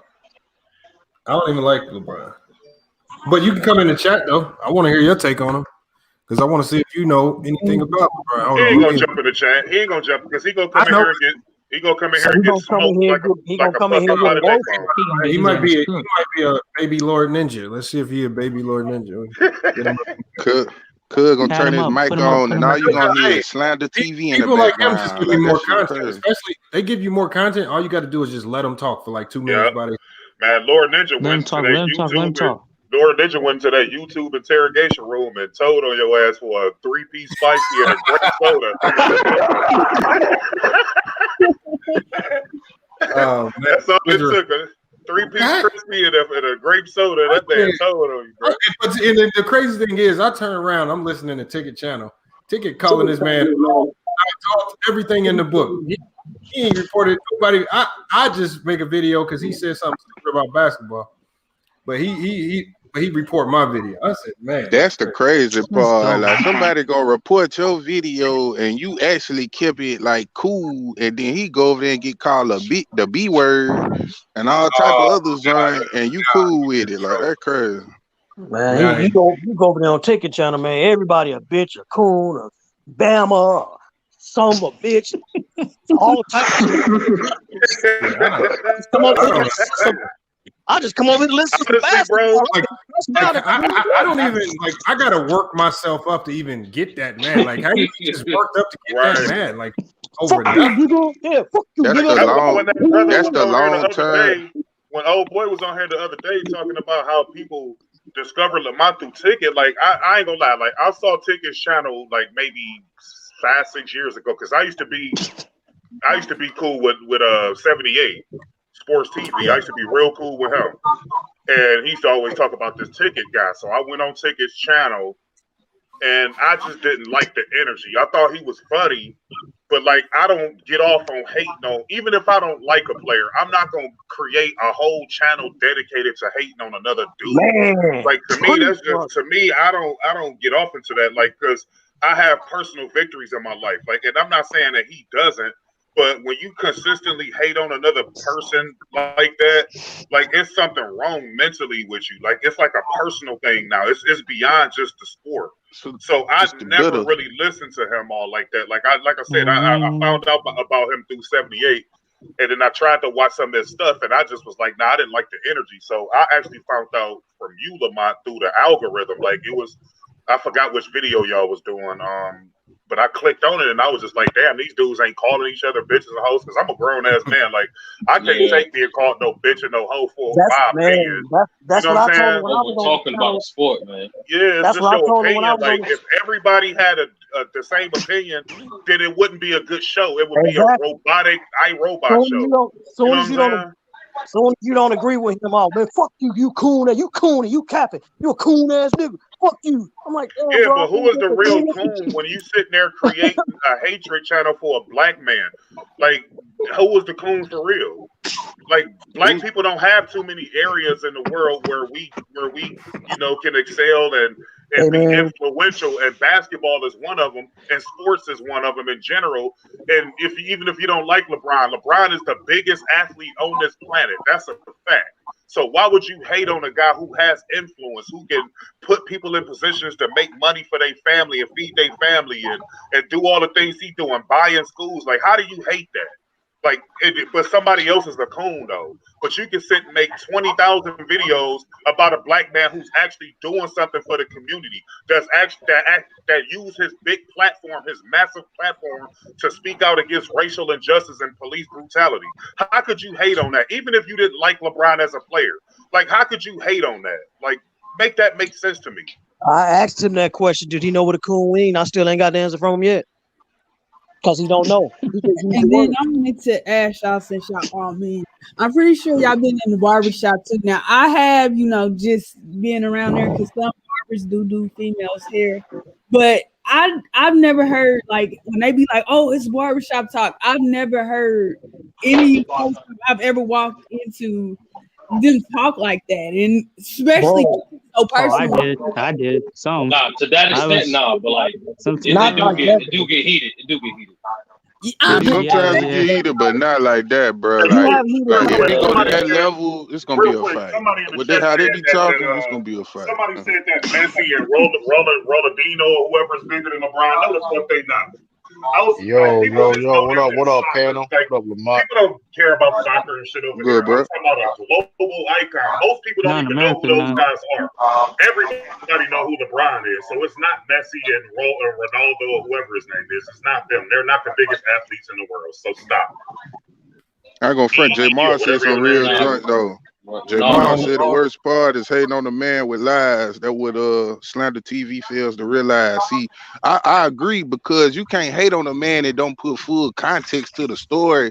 Like, I done noticed they'll go and put half of the story out just to fit their narrative, but you don't put the full context, because if you put the full context out there, you're gonna look stupid. But it is y'all what it been over is. there to listen to him talk about Curry lately? You would think Curry one of the worst players to ever play basketball. If you go over there on his channel, listen to him talk about Curry. Oh, emotional, man. Why do you think when James went to, this is why when bro. James went over to LVZ channel today, he got blocked and kicked off because he's over there talking that nonsense about basketball. Gosh. Hold on, we got Salute Lee and Trudy King. Trudy King, what you got on today's topic? We was talking about we's cooking on the Nets. Just kind of the inconsistent play, and that defense is still historically bad. Yeah, man, it's been crazy. Matter of fact, they just hit me up because I play defense. You know what I mean, and they need some help. So I don't know. Congratulations. Congratulations, bro. They said they need a leader. I don't know. I'm thinking about it though, but I don't think it's going to help. You know what I mean? It's just, listen. It's undisciplined basketball, man. I don't care how much talent you have on the team. That does not equal to success. It's more than just talent. You need cohesiveness. You need leadership. You need people knowing what their roles are. They just trying to win off of straight talent. You can't do that. And when they play teams that's not good or subpar competition, they don't take it serious and focus. But when they can get on and play these national televised games against top level teams, right? And they be serious. You can't turn the switch on and off. You know what I mean? You can't do that and expect to win a championship. You gotta be a championship team every single night, and play the best every single night. I don't care how talented you are, you can't win like that. So it's not surprising me they lost to Detroit. It's not a surprise. I mean, hey, it's been a story all year, and they really. I mean, and for real, they need to worry about for next season because it's not going to work. You right about that though, bro. Cause we seen the same thing kind of with the Clippers last year, bro. They kept hitting the switch on certain teams that they felt was competition to them, and they went hit the switch on certain teams and they caught up with them. Right, you got Kyrie. Why they trying to please Kyrie? Why Kyrie taking more shots than James Harden? Because for me, hey, if I'm the other team. I'm allowing that to happen. Shoot, let Kyrie take the most shots from the team. Because I know for a fact I'd rather let Kyrie beat me than James Harden beat me if he's taking the same amount of shots or going to the free throw line. That's Kyrie's only volume. I mean, I'm just saying James Harden's a volume scorer also. But here's the thing: he's more effective doing that though than Kyrie. So I mean, long as the thing is when you have James Harden is not going to be the best James Harden. Even of course, it's a team where you gotta sacrifice, but if you taking like James Harden be on the Brooklyn net, like he's leading assists, but he could be so much better for the Nets if he had a little bit of better role. Because what he's doing now, he's not as effective. He's not as effective he was even when he was on the Rockets at all. He's nowhere near as effective. So I don't know, man. Hey, but I gotta give him credit though for even coming there, even making a switch to playing the way he's playing now. For real, but I don't think the problem is it's not the correct way. End of the day, yeah, he says he wants to sacrifice, but I respect that. But at the same time, he may need to do the same thing he was doing in the Rockets to help that team win. Yeah, he can be a bit more aggressive than what he has been. I agree with that. He should be a little bit more aggressive. I ain't giving this guy no credit because he bailed out on his team. He interrupted his contract. Of course. He interrupted his contract. So, yeah, you're going to have to sacrifice because now it's championship or bust for you now. Right. There ain't no more James Harden going to the strip clubs and making it rain and giving rappers duffel bags full of honey buns and all that silly ass shit he was doing. It ain't none of that stuff no more. You gonna have to go in there and show and prove because those guys were already there. So they have some level of seniority over you. So yeah, you're gonna have to conform to what they doing over there. Otherwise, you ain't gonna win. He ain't getting no credit over here. His ass better win going over there. He better win. I'm straight. Is James Harden? Is James Harden a top 5 shooting guard of all time? He probably gonna finish the top 10 for surely though. Oh, you said if you're just talking shooting guard, he's gonna be making Jordan. If you just I think he's top 5. I think he's top 5. Man. He's top 5. He's top 5. He's not top 5 right now. You really got Jordan, Kobe. I think he can be top 5. Drexler, D Wade, and then after that, then yeah, you can say top 5. Yeah, he's top 5. I'm saying when it's all said and over, he probably gonna be like that. He is right now. He is right now. He is right now. Yeah, you remember that time he had all them games in a row, dropping 30 points or 40 points or something? That joint was crazy. Right, but he's not. But here's the thing, though: he's not winning anything, and then being on this team even hurts even more. Like mind you, KD, Kyrie, and James Harden are the 3 of the top 10 players in the league as of right now this season, and you try to tell me they can't get it done? Yeah, but here's the thing: I don't think, and they veterans, and they've been playing it for a while. It ain't like they a young team. What the things that have made he's kind of he has like it's two sides to James Harden. The things that make him great are also some of the things that are reasons why he hasn't won a championship. Because guys that like when you look at the Russell Westbrooks and guys that fill up the stat sheet and ball dominant, they have a hard time winning because they do so much. You got to spread that. You got to spread some of that work around to other people so you can be more effective as a team. So it's kind of helped him individually get his numbers up, but as a team goes, it's going to be hard for him to win. That's why you see he's struggling. I don't think he's struggling now, but I think he's still trying to struggle to find out what his real role is. Yeah, he can't be alongside of KD and the Kyrie. Right, he can't be a number 3 guy. He can't if he's going to be a number 3 guy on the team. He might as well be a 6 man. Yeah, no one. He's more effective being. He is most effective as a first guy or a second guy on the team where he's taking the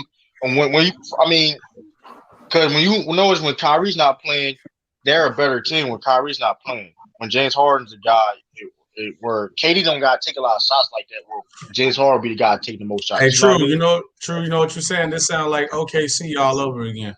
Because this is the same thing they were saying when they was together in OKC. Is James Harden off the bench now? I doubt it. No, James Harden wasn't James Harden in OKC. He wasn't. They were saying like they played better. They like he had to go to the bench because they all can't play good together, or they play better without Russ or one of them on the court. That's all I'm saying. I'm compared to that. I'm not saying he's James Harden. No way. Yeah, he wasn't James Harden. And I'm not saying he's the same James Harden. That was a different James Harden. But I'm saying his effectiveness on this team. They're not going to win if he's that third guy. They're not going to win at all. I don't care even next year. They rebuild next year, whatever, get better. They're not going to win no championship. He's the third guy on that team. Scoring. Yeah, I just feel like they got to humble themselves, bro, because, yeah, it's true they done had success in the past, but they was asked to do different. Right now, they asked to be a little bit different in how they attack the game now. If they really want to be successful, they just got to humble themselves, man. It ain't going to take much, man. They so talented, bro. Like, that's what people fail to realize. We know the talent. But it shouldn't be that difficult for y'all to just switch up a little bit how y'all viewing the game right now. You feel me? Like y'all should be able to get this to work, bro. Like right. It shouldn't be that difficult. Yeah, DeAndre Jordan gonna get that cover though. Yeah, Jared. We got Jared. Hey, Jared, come on in here. Love, Jared. Yo, back up from the camera. Back up from your camera too, man. You out of pocket. Hold on, let me read his comment. It says, Draymond Green, Sean Marion, KG, Rondo, and the legit tough guys of the last 20 years have called LeBron a bitch because of stuff like that on Draymond. MJ and Kobe didn't do stuff like that. Not sure where you're going with that, but okay. Hey, come on in here, Jared, with your head all close to the thing. You look like a Dodge intrepid windshield. Oh, man. Come on in here, man. 5-head nigga. What is he trying to say? What is he trying to say with that statement, though? I guess he was talking to somebody in the comment section, but I don't remember Sean Marion and all of them dudes calling him no. I don't remember Sean Marion being a tough guy at all. Me either. Not even a little bit. Sean Marion was on LeBron's team, like, so I don't get it. Like, I don't get it. I believe Rondo called him that though. Yeah, but y'all gotta understand. Draymond. Hold on, I'm gonna tell y'all one thing. On that NBA court, that word gets thrown around a lot. Come on, y'all. It ain't LeBron the only one getting called out. And there's a lot of people there's a lot of people walk away from it nowadays because it's too much money to go get up in somebody's face, get technical fouls, get flagrants, get to fighting people because there's too much money involved. On top of the fact that some of these guys got to watch their image and what they do on the court. I would say LeBron probably calling people the B word on the court too. He ain't going. LeBron from the hood, bro. I mean, maybe, but maybe not though. Like you gotta understand that these players got more to lose than just a little bit of money.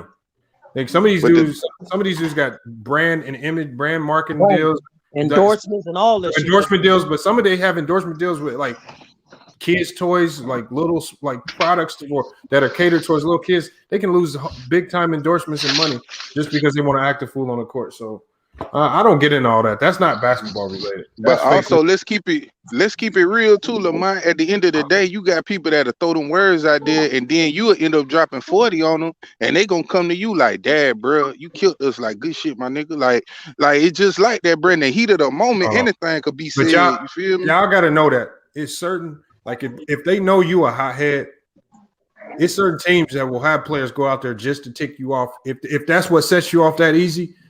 And Dennis Rodman made his career doing that to people. If you are a key piece to that team, people are going to just try to tick you off on purpose just to get you off your square or to get you out the game. So I mean, if it's that easy, that just tells me right there you don't really need to be playing basketball. If you ain't got enough self-control to you know. Yep. Like I said, man, Dennis Rodman based his like career Draymond. on stuff like that. Yeah, you got to know how to manipulate shit. Like he's speaking of We have Draymond. players what they call back in the day. LeBron manipulated Draymond off the court. You know what I'm saying? He did. He did. Man, Draymond had 10 tech before that game, man. Yeah, but he should have been kicked out prior to that because he kicked Kyrie in the chest that they didn't even call. So LeBron saw that the technical count was like, all right, I'm about to try to get this dude out of here. And he manipulated Draymond into something because he over emotional. Like, he too over emotional at times. Like, you know, and he costed his team potentially a championship if you really want to break it down. And that's what happened to those over emotional dudes. No, Draymond did go crazy that 7. playoff run. He made it up in game 7. I ain't gonna lie. He was hitting people in their balls and all. Yeah, like, he wouldn't care. Steven Adams in the nuts. Like, this dude did a whole lot of shit. Nah, he came through in game 7 though. And tried to say that was his shot, and you see right now he shoot like he got something on his back. Come on, man. Hey, Lamont. Yo, what up, Lee? So to answer your not necessarily answer your question, but to talk about the original discussion, you know, about the Nets, it's evident they're in trouble. At least this year they're in trouble, and as you stated in your previous video, I think I saw 6 pieces of it this morning. That it's going to have to be a culture rebuild that's going to have to be done over the off season. Hold on, Lee, your audio's messed up, man. Your audio's messed up. Do you hear me now? Yeah, that's better. Okay. So the Nets, especially on because of their defense is so poor, because their defense is so poor, they're in trouble.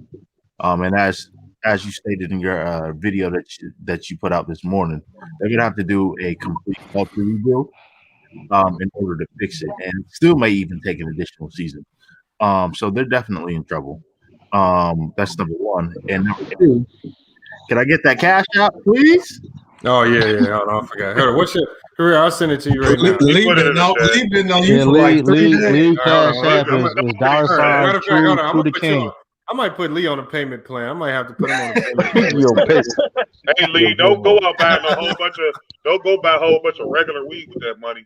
Hey, tell him we get 20% off on Manscaped. That's your deal. Give you a coupon. Give you. Y'all terrible. Hey, this is how you know it was a hater move yesterday. So, like, okay, if you look at your like to dislike ratio today, it's where it should be is normal. but they couldn't wait for you to do something after you came Lee. out Lee, with that I'm gonna tell you video. what happened. Remember the video from yesterday? I want everybody to check it out. Remember, it was like up to like 71 dislikes, correct? Yeah. After the video was over, I get an email from YouTube saying that it looked like there was some inappropriate click activity going on with my video, and it said they removed like 60 dislikes. Oh, we know. So basically, what that tells me, what that tells me right there, you normally whenever you see any wording, you're like, and once you get deep into YouTube, you'll hear this thrown around a lot. That in like inauthentic click activity, especially once you get monetized, you really hear that word a lot. That means like fake clicks. Like that means like it looked like somebody bought like some fake dislikes and a bot tried to dislike my video a whole bunch of times. So that's just all it sounds like. But they took it off. So I think the video only has like 11 dislikes. I saw that because I'm looking at this version and I was like, after I watched that video, I'm like, damn, they couldn't wait for you to. I don't care if you would have dropped a video that was 5 seconds long, they would have been clicking left and right, boy. They couldn't wait. That is how hater shit. I just tell you, see, because the people that be running around saying that people's views is fake or they buying this and that, it be the ones actually doing it. Yep. And that's all it means. Because I know RB to Break You has a similar video where he was talking about Ticket saying the same thing. And it's just like, how many people you gonna pull this same sad story with? You did it with RB. You trying to do it with me. He only does it with people that's on the up and coming. And so it's just it's sad. I feel like what's the point? What's the point even like buying views though? Because it all got to do with LeBron hate. Like I remember Lee saying this. Like, what if LeBron won 5 rings and blah blah blah blah? They wouldn't give him no credit. Like if you told Ticket TV you saw LeBron walking on water, his response will be, well, that's because the nigga can't swim. So it's gonna always be something. Like, you know what I'm saying? God damn. Like it's sad, bro. It's sad, man. Listen, man. They were nobody before YouTube, man. Like listen, man. Like it's what it is. They had no purpose before YouTube, but now they get on YouTube to get big headed and shit. Like let's just be real. Like I ain't like. Whoa, Lamar, thank you, my brother. I'm about to speak in tongues right now. Oh, bitch. He's gonna go buy him a black and mild. Where FYF? Where Fred at, Lamont? No, hey, Young City. It was about multiple. It was about multiple people. It was about multiple. Yeah, he said it's about Carcino. Yeah, me and Carcino used to beef back in the days too. Like I've been around this shit for a long time, bro. Like me and Carcino used to have our little spiffs because he was trying to come out back during when LeBron was playing with Miami. He was talking about, it's a fact LeBron was taking steroids because he came back to Cleveland and then he took that trip to Miami to go to that alcohol lab to go pick up his supplements. Hey, y'all know how I feel about that. No comment. I'm like, man, get your ass out of here, nigga. Like, where's the proof? Like, where's your proof at? Like, you talking about this for a fact with no proof. Like, but here's the thing, though. All that being said, it don't take away from LeBron, so it don't even really matter. I mean, what all steroids gonna do to make him stronger and he not get hurt? I really don't care. I don't away from his game. Like, I don't. Yeah, he's still ranked at my spot, even though I mean it's all alleged stuff, but he's still where I rank him at. So it don't really matter. Get it wrong, True. Like people just, if you don't have him number one, they just automatically think that it's like you think he sucks. Like you can have him at number 2, 3, 4, 5, like whatever. Like, but you can't make a case that he's not at the top 10. You can't make that case. LeBron biggest problem is LeBron lovers and haters, bro. Because if you say too much good about him, like they be like LeBron fans feel like you disrespect them having that number 2 and you not. And LeBron haters, they go too far. Like he ain't never be the greatest. He a bum. He ain't clutch. But that clutch thing, like Skip Bayless started that. Everybody knows Skip Bayless started LeBron that clutch. Yeah, he started that. Michael Jordan, this fake Westbrook gotta be dead. I got MJ and I got Kareem. Them my 2 top. And then I put LeBron probably at number 3. But like ultimately, like people forget about Kareem. The media don't really talk about Kareem that much because Kareem changed his name from Lou Alcindor and he was a rider for black issues. Yeah, so the media didn't like Kareem. The media didn't like him. That's why you don't hear about my man Fred, man. On the same regard as you hear about Michael Jordan and all that, because Kareem was a dangerous dude. Whenever you have a shot in history that can't be defended and your defensive accolades and you won on every single level You know, I think he was on that John Wooden. He was on that John Wooden UCLA team that went Yes, he undefeated. was. Like, you know Yes, what I'm he saying? was. So like this dude got accolades. He was one of the. I think he was the only player that won an MVP on a losing team back when he was with the Milwaukee Bucks. Yeah. And he was one of the first players in the history of the NBA to win with the Bucks when he had the original Mr. Triple Double, the Oscar Robertson in '67, and then he went over to the Lakers and dominated. So to me, Kareem is up there. Like people want to talk about rings and shit like that, but like, and Lamont said something that was real catastrophic a while ago when he talked about when Rufus was in here, when I was asking Rufus certain questions, and he said if the only criteria for Michael Jordan is 6'6", then that's not that good because it could be some Joe Blow that come along 10 years from now and win 7 rings, but he's not as dominant as Michael Jordan was. Mm-hmm. And he goes 7-0 in the finals, then you're going to have to put him ahead of Michael Jordan because of y'all's limited criteria. And that's why I tell people, watch out. Just like I told Elder a real long time, well, not a real long time ago, maybe a couple of months ago or something like that. That's why I asked him, do you count the Wizards, Michael Jordan, those three seasons with the Wizards? And he said no. So what I did was I told him, Michael Jordan scored over 3,000 points in a Wizards uniform. So if you strip away those 3,000 points, Michael Jordan is out of the top 5 in scoring. He's number 7 now. So you have to count his full totality body of work. You can't just skip and choose. Like a lot of people like to take Michael Jordan's 6 championship years and compare that to LeBron's whole career. So what about Michael Jordan's first 7 years, and what about the 3 years in Washington? That's a total of 10 years that y'all leaving out. And you can't do that because now you've limited Michael Jordan to just championships, and that's it. So you got to be real careful when you talk about Michael Jordan being the GOAT. It has to range beyond championships. Right, that championship argument is stupid because, like, if you feel that way and you feel Michael Jordan the GOAT because of that, then why you don't have Bill Russell as your GOAT? That don't make any sense. Right. I don't have a problem. I don't have a problem with that criteria. I got my just simple because killer instinct, bro. He was a killer on that field. When he got on that field, he had no friends. He was out to take it, and that was just bottom line. He didn't care who was out there. Once he got on that court, he was not your friend. He was out there to kill you. Hold on. Here's the problem, though. Here's the problem, Roger. 20 years from now, if you're trying to explain to somebody what killer is, how you explain it? What statistical category explain killer?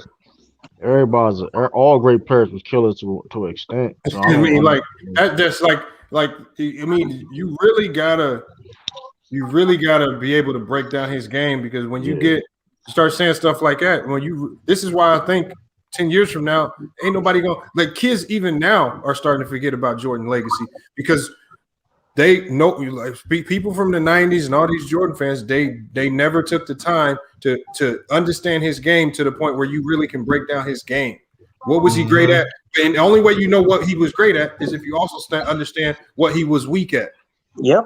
See, they scared to talk about what he's weak at too. See, but with LeBron, because they come at LeBron so much, and because he's not perfect in the finals, you can't just use finals with LeBron. Some of these young kids, they know everything about him, his game, his stats, everything you need to know, analytics. So when you come to them with arguments, they already prepared to really argue this stuff. Right, but people pick and choose with that shit because, like, when I talk about Bill Russell, when Bill Russell won, they don't like to they smooth talk about some of our weaknesses, so they pick and choose when they do that with certain players. But now they're gonna do the same thing. Like we old and gone, and LeBron done. Hoop, they gonna do the same thing for LeBron too. They're gonna do it for all the players. Somebody else come along, it's gonna be the same. They're gonna pick and choose. It's gonna be the same thing. That should be corny. The same thing. Yeah, but what I'm saying, my whole thing is, if you look, and I talk to a lot of '90s fans on either on other channels or on my channel that can't explain his game.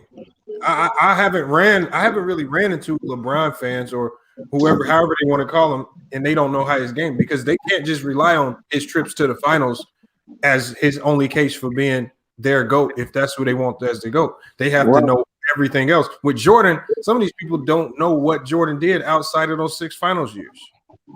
They can't explain his game. They can't even break it down. Why was he dominant? Why was he still labeled the best player in the late 80s, even though he wasn't winning championships? Why was he? Can you explain those years? Why was he losing in the playoffs? All right, like they can't explain it. They cannot explain those years. They only know 6-0, and that's what's going to diminish Jordan later on.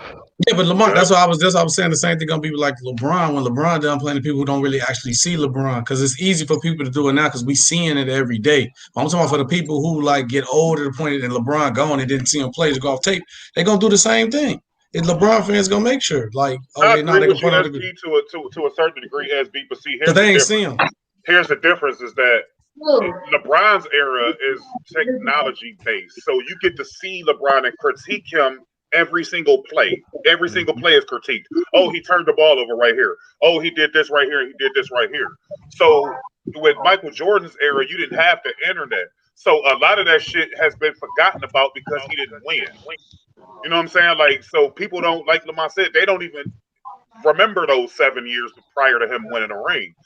They can't break down what he was doing, like what was his accolades. Like they can't do any of that stuff because it wasn't a game by game basis before the Michael Jordan played. Like it was just in LeBron's era. So people gonna remember LeBron's whole complete career from the time he entered the league all the way until I guess it'll be 20 years for him if he play out this contract. So people gonna remember from A to Z. And I had the fortunes of watching LeBron James. I remember LeBron before everybody even knew who he was. Like we used to watch LeBron play football before he was even this basketball global icon. We already knew who he was. So like to see him go from playing football, and he was a damn good football player. Like he was real fast, he was physical. Like you know what I'm saying? Like he could run routes, catch the ball. He had soft hands. Like the dude knew how to do everything on the football field as well. Like so, I think he would have been as good of a football player as he is a basketball player. But having the ability to watch a person go from literally high school all the way into where he is right now, it's been a pleasure to watch this dude, man, because I saw the growth. I saw all the people hating. Like, I remember when he first got drafted to the Cavs, you had Carlos Boozer and Darius Miles and Ricky Davis and all of these dudes hating on him, saying he wasn't going to be shit. Oh, he just going to be another one of the guys. Like, you know what I'm saying? Like, they didn't get this dude no type of, like, chance, and then he came in and exceeded all expectations, and he's still dominating to this day. Like, I remember he started the NBA when I started my job at the hotel. I quit that job, and now I'm doing my own business shit. This dude succeeded even me as far as, like, my longevity. I was at that hotel for a long time. I was a manager of loss prevention. And for 15 years. So, like, I saw this dude literally, me and him started at the same time, and he's still doing the same shit. And I have far past the job that I had before, and he's still dominating. Like, that's incredible. Like, but people will never give this dude his credit or propers on nothing because you can't satisfy everybody. Like, they hated Jesus Christ. So, No, they gonna hate 40% from three this year, bro. I disagree on that. I feel like people let the one little batch of like LeBron haters cloud everybody just because LeBron is getting a lot of love, and LeBron is the GOAT debate is moving higher and higher, and the numbers are growing and growing more. More people are moving to that side. I just feel like it just be that one little batch. Like I said, that's a problem with like LeBron lovers. They hear like two people say LeBron ain't the GOAT, they'd be like the whole world said. Because I feel like LeBron is finally starting to get his love. I've never heard that. Hey, I feel like LeBron getting his love, bro. That. I don't.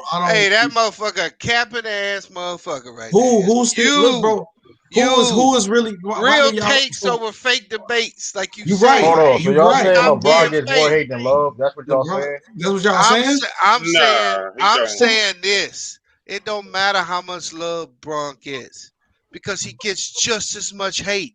If you think LeBron is the most scrutinized athlete ever. I'm not denying it, but I just said it's changing. That's not even debatable. I didn't deny that. So he don't get no love. No love. Y'all just like he don't get no that's love. Not. Bro. Hey, what did I just say, bro? He said scrutinized. He's the most scrutinized athlete ever. That means he's getting love. That means he's getting hate. It's equal, bro. But it's not as bad as it used to be. That's what I'm saying. It's not as bad as it used to be, bro. That's what I'm saying. It's the same. It's still a lot of hate because it's LeBron James. But it's not as bad as he was on. LeBron James hate ain't ever changed because he's a divisive individual. So people done lined up on their sides from 10 years ago, and they ain't moved, and they ain't gonna move. You got people who will tell you right now, about 2011? 10 years ago. That'll be the first thing to come out of somebody's mouth. Or, hey, he quit in 2009. Or, I mean, people can tell you every failure of this dude at every moment of his career. These, my point. Hold on, wait, Lou. Hold on, wait. These, this is my point that I'm saying. Y'all letting this. I'm trying to tell y'all, bro. I'm being in tune with like a lot of people around. LeBron James is the GOAT debate is getting bigger and bigger. LeBron is not getting as much hate as y'all think. Is y'all letting this like one little LeBron James coalition mess y'all head up? LeBron is getting love, bro. Hold on. Let me respond. Hold on, Lee. It's not like that. This is my point to you. The LeBron James lovers feel some type of way because there is so much hate. No, that's wrong. Let me finish. Let me finish. Go ahead. You said you had a problem with his supporters. No, I didn't. No, you said the people that support LeBron act some type of way if you don't call him the GOAT. And the people who hate LeBron act some type of way. It's both sides. I said LeBron biggest problem is his lovers, his haters. So my point to you was that those two dynamics are equal, bro. He gets just as much hate as he gets love. You're on one side or the other with LeBron. You can't be. There is no in between with LeBron. I'm in the middle. You're not in the middle, bro. I am in the middle. That's not. I don't hate LeBron at all. I respect Go ahead, Lee. Hey, Bees, and this is what I said last week, and Khalil kind of mentioned it earlier. Like, if LeBron could win the next 6 titles, next six unanimous MVPs. Who is saying this? Where y'all hearing this from, bro? Hold on. LeBron can win the next 6 NBA finals, the next 6 finals MVP, the next 6 regular season MVPs unanimously, and people will still bring up 2011. They're never gonna let it go. Everybody gets hated. We're not gonna act like things is easy. Come on, bro. It's only one circle of people. I just want to ask Lamont this, just off topic. All right, so you know the conversation we had about Kevin Garnett and what he said about the particularly like the '90s guys or whatever. Mm-hmm. So I went to my homeboy EJ Boxing Live's chat yesterday. Yeah, and I got this guy. He called me out for the fucking debate. So I went on Pro Basketball Reference because he said that Reggie Miller in this climate would be a superstar and he would win an MVP. So no, this dude was dead serious. Like, and he wasn't trolling, he wasn't joking, he was dead fucking serious. Now I went on Pro Basketball Reference and I wrote down. It didn't take a lot because Reggie Miller don't have that many accolades. But I got a front to back page, and I'm waiting on this dude to debate because I'm gonna smoke his ass like a pot of neck bone. Like, I'm just waiting on him to send me. I'm waiting on him to send me the invite. But this dude talking about how Reggie Miller would dominate because it's a 3-point shooting era, and he would be in this era demolishing. See that argument. If you think if he's only saying Reggie would dominate because of the 3-point shooting era, that means he's also saying guys like Craig Hodges and John Paxson and Steve Kerr will also dominate too because they were 3-point shooters. No, it takes a lot more than that because the great 3-point shooters in this league generally have what, especially the ones that are superstars. If you look at Dame, Steph, and all of them that actually can shoot, they also got multiple weapons in their bag. You can't be one-dimensional because the one-dimensional 3-point shooters in this league still have trouble. They look like Joe Harris, right? You need other people to help you get your shot off because players are bigger, faster, stronger. Shots that look open are going to still be highly contested. So, again, Reggie, if you're being honest about his game, was somewhat one-dimensional because he didn't have the handle that a Dame has, that a CJ has, that a couldn't go to the hole. He couldn't do any of that stuff. He was very effective, man. Hold on, that's what makes them different. That you have to honor the drive so they get that extra cushion to be able to get those threes off. But are you really honoring Reggie's drive in this era? No. Listen, man, I got a whole page that I got down here, bro. A lot of that shit y'all just said is in my page. So he go get smoked like a pack of cigarettes. I'm just waiting on him to send me the invite, bro. He was a ball 23-point shooter to me. That's basically what he was. I mean, he shot threes, but his mid-range game was solid. But like he just said, like he didn't have handles. He couldn't drive to the rim. No, Like that one made Reggie great though. Like when you think about it, like he was Here's the thing, only though. Reggie phenomenal was in great one off the thing. ball, You though. know what I'm saying? That's Like the he was only thing, phenomenal man. in one thing, and yeah, he was able to carry a That's what franchise. made Reggie great in the 90s. He's talking about if he played in this era. Is the mid-range dead in this era? Yes. Why is the mid-range dead? Because of the man-to-man matchup zone. So let's eliminate the mid-range. So now let's relegate him to the three-point line. How The mid-range not dead. How hold on, talk to DeMar DeRozan, and he'll tell you. No, DeMar DeRozan has to. DeMar DeRozan is too relying. When I say the mid range is dead, that means there's no place for the mid range. That's not true. We see just this prior year, and even in the Kawhi run, like there's places for the mid range. That don't mean it's not dead. That don't mean it's not dead though. They listen. You know how hard it is for mid range shot. Majority of mid range shots, 99% of mid range shots is contested. All great mid range shooters hit contested mid range shots. That's not effective shot to hit. No, I'm just kind of arguing that it's not dead. It has its place. That's dead, man. They take it all. The game takes away the mid range shot. That's the defense is built to take away the mid range shot. No, that's not true because It is true. There are spots. No, there are spots and zones where you can shoot in the mid range. There are spots. There are schemes. No, it's not. No, it's not. Most teams in the NBA do what? How many open mid range shots do you see? How many open mid range shots do you see in a game? It's not a lot. No, I'm not saying the game is predicated around the mid range. I'm saying the mid range has its place. I'm saying I'm not saying they don't have a play, but it's dead though. It's not as effective as it used to be. Dead means it's unuseful. Dead means you can't use it. Dead means it's unreliable. It's that's talking. You said it right. You said it right. It's unreliable. It's not that's talking. Because Kevin Durant is great at the mid range, and guess what? That will make him. Here's the thing, though. It's not. He's all contested shot. Every shot Kevin Durant takes is going to be wide open. He has at the peak of his jump. He's 6'11". The peak of his jump shot is like 13 feet in the air. He can take whatever shot he wants, and it's probably open. Yeah, he's got a 7'4" wingspan too. Everybody's a unicorn like that. Not everybody's a unicorn. Not everybody has the hands the size of Kawhi Leonard, and you can shoot over people. And you got no. It's tougher. A mid-range shot is a last resort type of shot. A mid-range shot is a last resort type of shot. That's not. They took it away. So Broda was just talking. Not you, Drew, but the guy who you semi-debating. So how effective will Reggie Miller be in this era? No, I think Reggie Miller will still be an all-star, but I don't think he would dominate. He wouldn't be an all-star. He wouldn't be an all-star, bro. I think he would be an all-star. Listen, I'm gonna give you a perfect. He'll be a 3-point specialist because I wrote this down. So I'm gonna give you a perfect example of why he wouldn't. Now, correct me if I'm wrong. Did Michael Jordan retire in 1994? Yes or no? Yeah. So who was considered, I guess, the second best shooting guard after Michael Jordan? Drexler.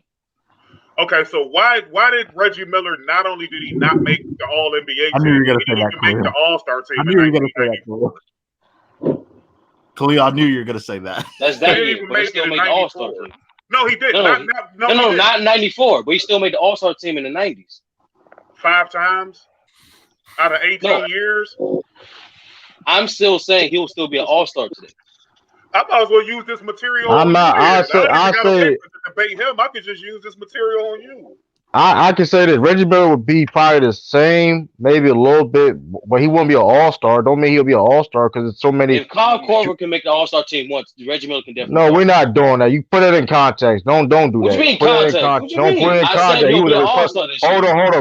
Hold up. Atlanta Hawks that year was number 1 in the East, and he was replacement. Don't do that.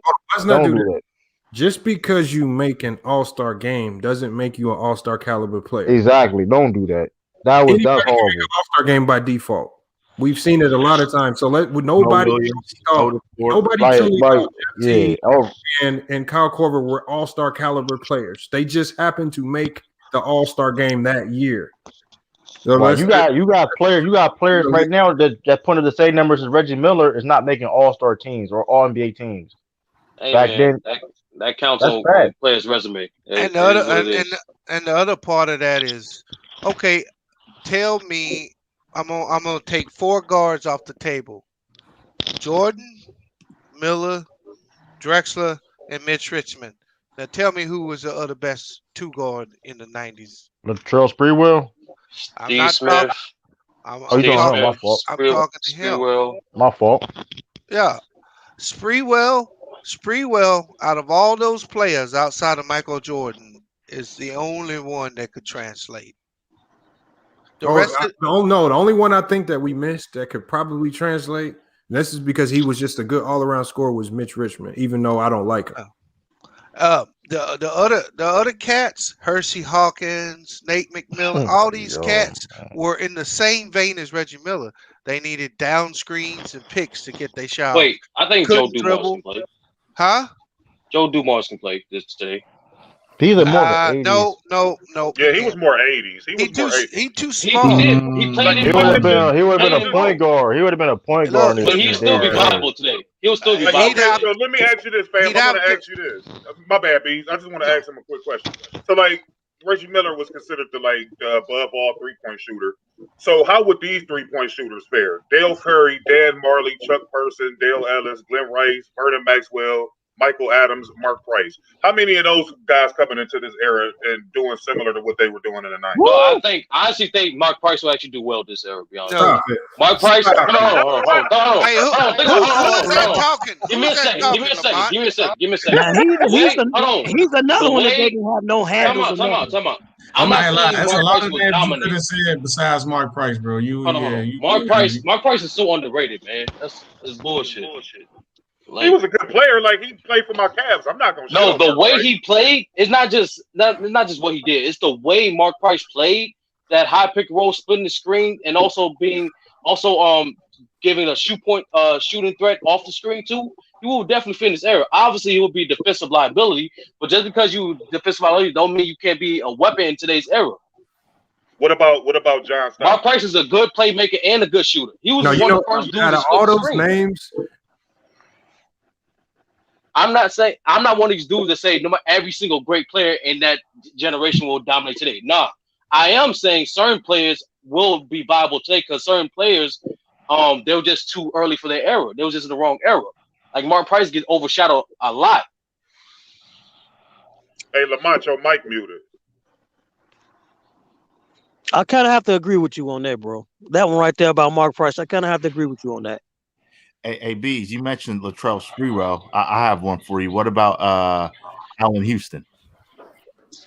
Well, Allen Houston was part of that transitional type of shooting guard that transitioned into the new wave. Mm-hmm. So he just had injuries. Like you can't really count him because we knew he could do everything. Yeah, he got paid like it too. He just injuries depleted him. The player out of that list that he said that I think could make the transition better than a lot of those guys, and he won't ever get credit, and is Vernon Maxwell. He won't ever get the credit. Defensive player. But no, he could make threes. He could attack the basket. He could score the ball. He was a great scorer, but he was underrated. He was an underrated scorer. I think he can make a real good transition into this era because of his versatility. But I mean, when you look at this era, like look at Reggie Miller's game. He's a shooter with limited offensive game because of his lack of handle. So when you compare him to players that you could say that play like that at this era. Shooters with limited handle. Okay. When you talk about Buddy Hield, you talk Duncan about Robinson. Duncan Robinson. You talk about the Joe Harrises. You talk about the JJ Redicks. Like, look at the names that we're mentioning. Like the closest that I think, and I think this dude has a little bit better handle than Reggie, or actually a lot better. Chris Middleton, but he actually plays a lot better D than Reggie, so he's more valuable. I mean, it's what about Klay Thompson? No. But this is what separates Klay from Reggie. Defense. It's the defense. Yeah. Reggie will tell you himself he did not play a lick of defense. So when we say what makes Klay valuable is that he also brings the defensive element to his game. Of course, there are a lot of players that can bring that offensive element. But some of these guys can't even get off the bench because they bring zero value defensively. But the thing about Reggie, though, I think Reggie, me personally, think he could transition. I'm not saying he would be more dominant in his era, but I think he'd be just the same. Because he retired like 05 and averaged like 15 points a game. Yeah, he played. He was old. He was like played like so. I'm not saying he would dominate this era. He would have been better in this era. I think he'd just be the same. Yeah, that's what I was like telling him. Though, true. I was telling old boy that, but he was just so persistent on him being this superstar, and he yeah, would he win that's an not like that. Never MVP. that. And I'm just Like like, dude, he would be good, but like that, he kept like misinterpreting what I was saying. I'm like, dude, he'd be good, but like if you just look at his career in the whole 18 years, Reggie Miller only led the NBA twice in 3-pointers made. Twice. right. Yeah. So You know what I'm I saying? Like mean, if you look at a Curry led the league for like 6 years, and 5 of those was in a row. So right. like it's And a this difference. You know what I'm saying? yeah, in this era, it'd be hard for him to even be an all-star. He definitely would be no all-NBA team, and it'd be hard for me to be an all-star. But he'll still Well, be putting up the same numbers, in my opinion. I've In his always thought he prime. was a I've always thought he was a good player, but I've always thought he was a little bit overrated to me. I've always thought But that. all those things that separates Reggie Miller is that he was a great leader. I can't take that away from Yeah, him. like he's definitely a unicorn when you think about it. Like especially the I- way when he got to the finals, he was the best player on that team. And that's the thing, he's only a shooter. As the best player on that team with one single I aspect, he gotta still give got to him take to that. the finals. Cause he was great off the ball too, though. Like mind you, yeah, he was a shooter, but you had to chase Reggie around. Like you had to chase him.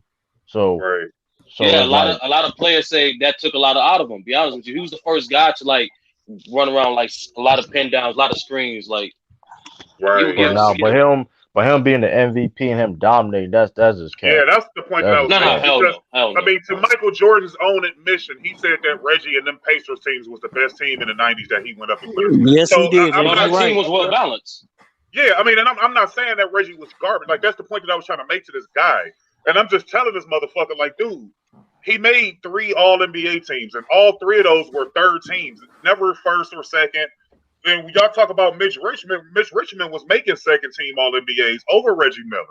So like all I was just trying to tell him is that Reggie would be good in this era because he can shoot. Hold on. He shot like 40% for his career. Here's Showboy. Showboy, hit the link. I want you to explain this. He says there's what no do you real mean defense there's no today. real defense today?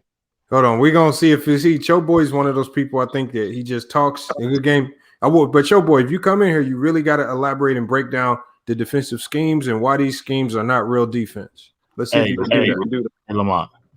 So it's funny that Showboy said that because I want to say last Thursday on Inside the NBA, I think it was after the Golden State and Dallas game. Charles Barkley had his get off my lawn moment. And because the Warriors, I think it was like 147 to like 120 something or 119 or something like that. And Charles Barkley was talking about today's era, how it's just the 3-point era, how players don't play any defense. And I know what you're going to say because I know you're going to say Charles Barkley didn't play any defense. He didn't. Charles Barkley admits he tells you that. He cost the Rockets a series with lacking defense. I mean, let's be real. But see, this is why when you talk to a lot of '90s fans, they don't care about defense. They always talk about scoring. When you talk about Reggie, Reggie was great. He was a superstar. Oh, he was trash on defense. He didn't even bother playing it. I can run down the list of all of the players in the '90s that didn't care about defense. Like when we talked about Chris Webber, one of the biggest knocks against him, and his coaches had the same problem. The man did not play a lick of defense. Yeah. He did. He was terrible. He was terrible. Barkley, terrible as well. No. But all these people will also tell you they were great scorers, but they won't ever tell you the other side of the ball. See, that same guy talking about Reggie could come be a superstar in this era. He fails to remember that. Would he even be able to get as much playing time because of his inability to defend? Y'all talking about and the things y'all talking If he about. played in this era, he would just be a specialist, plain and simple. Especially at 6'7", you got to be able to defend. Hey, Lamont, be careful now. You're about to hurt some feelings. But here's the thing, though. Joe Boy said that, but they won't talk about how the '90s was like 5 years in the '90s. The average team scoring was like over 100 points. So what did we talk about? Like, and when you break down the best defensive teams of all time, if you break the top 10, maybe one team would be in the '90s, and that was the Bulls. All the rest of them teams wasn't no great defensive fucking team. Yep. I mean, that's when the scoring started becoming like in the mid late '90s. Was in the 2000s was like low score '90s. 2000s is the most balanced era. This era is AAU. Dude, you keep talking about this Jazz, but come on in. I agree with that to an extent, but you gotta explain that though. I mean, you can't. If what do you mean by everybody playing together? That's probably about it. But I mean, he got to explain that. I understand what I don't know you mean by that. Hold on. I think FB got it right. That's hold on, Jared. Do you think that there wasn't AAU in the 90s? Because it was. Not much is today, though. Chris Webber and Steve Smith talked about AAU. It just didn't get publicized as much because no social media. Hey, Chris Webber and Steve Smith talked about the trouble of AAU back in the day. They even talked about it. AAU is what ruined college basketball. Be honest with you. Yeah. No, it's not. I'm gonna say explain that. How? Explain that. What? And the college basketball is still solid. Yeah, explain that. Explain that to me. No, what killed. I mean, I don't think really nothing killed college basketball though. I mean, because you got still the best people coming in. So I don't. Oh, it's college basketball not wanting to throw away that rule, allowing players to make money off their own likeness. Man, but I don't think college basketball ever would die though, because we all know about the boosters and stuff like that. I just cannot get into college basketball unless it's March Madness. I don't know why. Maybe I just need to give it a chance, Lamont and Panel. No, but you can watch college basketball. That's most people. But you got your diehard fans who will watch it. Like you got, that just like with every sport, you got your diehards, and then you like with me. I don't really follow the NFL season until playoff time. You mean yes with every sport. Yeah. You can say the same thing with baseball. Sometimes people don't watch baseball, but when playoff time come around, you got a lot of people watching it. I'm a Baltimore Orioles fan. Yeah, I agree with you, Lee. I don't really watch it either, but I love college football though. Look, they had me watching the World Cup when the U.S. team was in it. It was so hyped up a couple of years ago. Yeah, you on your own with that one. Yeah, you on your own. No. Hey, I'm not even gonna hold on. I'm not gonna act like I was the only one because it was a lot of people watching. Yeah, I'm not saying you not. I ain't saying you not. I remember that era, but like I said, you on your own with that one. Hey, Lamont, hold on, wait. I ain't gonna cap. I started watching. You not listen. Y'all not lying, but I started watching hockey when the Blackhawks was winning. I started watching hockey. Hey, look. Michael Land's trying to throw shots. Look at him. Hey, Khalil. Man, forget about it. Oh man. You must don't be on here because I'll be arguing with this man. I want to know what is going on with his profile picture though. Exactly. That sounds crazy. That looks crazy. That dude look like a girl boy. Get your girl boy. That might be his kid. Type 911. Type 911. You need. Type 911. You need help. Hey, Khalil. That might be his kid. Come on, man. Y'all do all that talking in the chat. Don't want to come to the panel, man. Come on, man. I know you mentioned college football. I know that's kind of off topic a bit, but man, I heard Alabama got the #1 recruiting class again. They have it every year. It's Nick Saban. That's not even surprising. Every year for them, bro. That's every year. All they do is reload every year. Hey, I know that, but I heard this year. It's completely different. Because these players know they're gonna win with a national championship going over there, bro. Lee, you should be talking to me. Hey, Bees, watch how you talk to me, bro. Hey, B. Man, what y'all saying right now is cap. They do not get the #1 class every year. They don't. They get at least top 5 though. They get top 5 classes because they lose #1 class this year. They lose too many coaches, and if you understand college football, it's your coaches that are your recruiters. So when Alabama's coaches turnover, they fall in recruiting every time. Yeah, I heard Bees. I heard this year that special, bro. I heard this year is probably the biggest talent disparity in terms of 5-star recruits ever. And Alabama got almost all of them. It's ridiculous. It's the greatest. It's probably the greatest class of college football ever. That's crazy. I heard about that. Because they got the #1 left tackle, the #1 center, the #1 right tackle, the #2 right guard, #2 left guard, the #1 wide receiver, the #3 running back. And that's not even going to the defensive side of the ball. So you think they're gonna be as good as like one of them Miami teams back? That's how bad. They're already at that level. Hold on, man. What the fuck are you talking about? As good? They're already at that level. These motherfuckers done won like 6 championships. No. I'm talking about this. The people they got coming in now. This exact team, not Alabama as a whole. Hey, that team. Which Miami team you talking about? That team last year would have trounced Miami. you can't talk about the one that lost to Craig Krenzel and Maurice Claret. You can't be talking about that one. No, that's 0-2. That team had some players on it, but they lost to my Buckeyes, and we had Craig Krenzel and fucking the thing will make the thing. All those players you're talking about, they're coming into Alabama now. They're all going to be NFL players too. That's crazy. That's crazy. And the only way they kept them because they lost Sarkisian again. They lost several. They lost their offensive line coach. I'm not a fan of it. But they brought in Bill O'Brien as offensive I'm about to say that. I hate that dude. And they brought in another NFL coach to be the offensive line coach. Hey, off topic, I'm watching this Lakers Thunder game. This game is actually pretty good right now. The Lakers then came back all the way down from 15. They going at it with the Oklahoma. Yeah, Bees. I heard even their defense is ridiculous too. Like I heard it's a few linebackers that they got. A few linebackers. I heard it's a few linebackers that they got that run like a 4-3. It's like, come on, man. Like, Ohio State got one of them too. But that defense is kind of subjective because of the rules of the game now. Well, yeah. You got to get cornerbacks and safeties now and tackles. You got to play more. They play more of a defense now. Play more of a nickel formation now than ever before. It's more like a two. Like the most line, you're gonna see more two. That's why you see more two linebackers down than anything. Right. Yep. It really don't the middle linebackers. I don't know. Like y'all know, I love the Buckeyes. I heard the Buckeyes have like the second or third best class coming up this year. Even if they were to play Alabama again this year, they're gonna get the breaks. We're gonna get smoked again. It won't be close.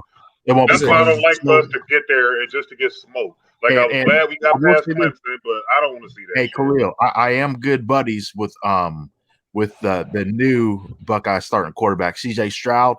That dude can play. He goes to the ministry that I go to. That dude. Oh, that's what's up. Oh, he's gonna be a first round. He a dog. Yeah, he's gonna be. He's like a better version of Fields. He's like a better version. He's with a more powerful arm. More powerful arm, a little quicker. Yeah, he's gonna be a first round pick in a few years. But that dude can play. Yeah, he's real good. I've been watching him for like a couple years now. Look out for Cameron Babb, also a good buddy of mine. G. Scott, he's a 6'4" wide receiver. He's also talented. And their defense, I heard, is going to retool. But even if they do retool, they still ain't beating Alabama. Oh, hey, Lamont. You watch the World Cup. What the Nets need to do is they need to trade Kyrie Irving. Bees, I knew you were going to say that. Okay, but I've been thinking that for a while. Okay, but now I feel like, Bees, my question for you before you keep going, what would the Nets have to do this year to make it say let's trade? How bad would they have to be for them to be like, you know what, let's trade Kyrie? Does anybody want Kyrie? Watch the first 26 games. Hey, all you got to do is look at what they got. I mean, because we all know this, though. If they make the playoffs and make a deep run in playoffs, they all going to keep that team. They're just going to be like, oh, we need one more year. So here's the thing. Bees was the first to explain it. Right, but Bees was the first to explain this. Not harped on, I piggybacked on it. You're not going to win. Kyrie is taking the most shots on your team, on that Nets team. You're not going to win. As simple as that. I don't care how much they do. If Kyrie taking the most shots on the team, that's what other teams want. Yeah, you take the most shots you want. I'd rather you beat me than James Harden or James Harden or even KD beat me. So that formula they're doing is not going to work. Right, but the whole point is this, though. If they make to the playoffs or make a deep run in the playoffs, they're going to keep that team together. They're not going to trade. Listen. I'm not saying if they make a deep run. I'm saying right now, the one thing, see, they can't fix their defense, like Lamont said. Their talent is what it is. The only way they improve is to trade him and bring in other players. Why somebody in the comment just asked, should the Nets get Phil? Why the hell will Phil Jackson coach the Nets? We ain't using they can't have everything, bro. No, he's joking. He's trolling, I think. He's trolling. Why would he say that, though? Because Ticket said it. Why would he say that? Because he's Ticket. Nigga had a whole video talking about Phil Jackson. He also said John Wooden, too, man. But, none of those John Wooden. John Wooden. What Phil Jackson going to do? Come on, man. Hey, Bees, going back to the Kyrie situation, and Bees and Lamar, I definitely want you two to chime in on this first, and same thing with the panel. Who wants Kyrie though? Who's going to trade for him? Nobody. A lot of people would trade for him. But you're not gonna get the Nets are not gonna get what they want in return for him though. No, the Nets gonna get exactly what they want. The other team ain't gonna get what they want. That's the difference. No. Both things can be true because what LeBron, when he played with Kyrie, what he showed you was Kyrie's a volume scorer. That's it. That's it. That's the extent to his game. So you got to be able to control him and manage his shots. LeBron managed his shots. That's why he would take the ball from Kyrie. Right now, Kyrie's just running freelance. But if you put Kyrie on a team where he don't have to have that defensive responsibility and you got other cats on that team, they'll be fine. But where would that be? I don't see It's what do the Nets need to improve? It's not where it would be. It's who has what the Nets need to improve and to legitimately have a shot at the championship this year. Because if they improve in the front court with Harden and Durant, they're going to be trouble. Yep, LeBron taking over the game now. Oklahoma had their chance.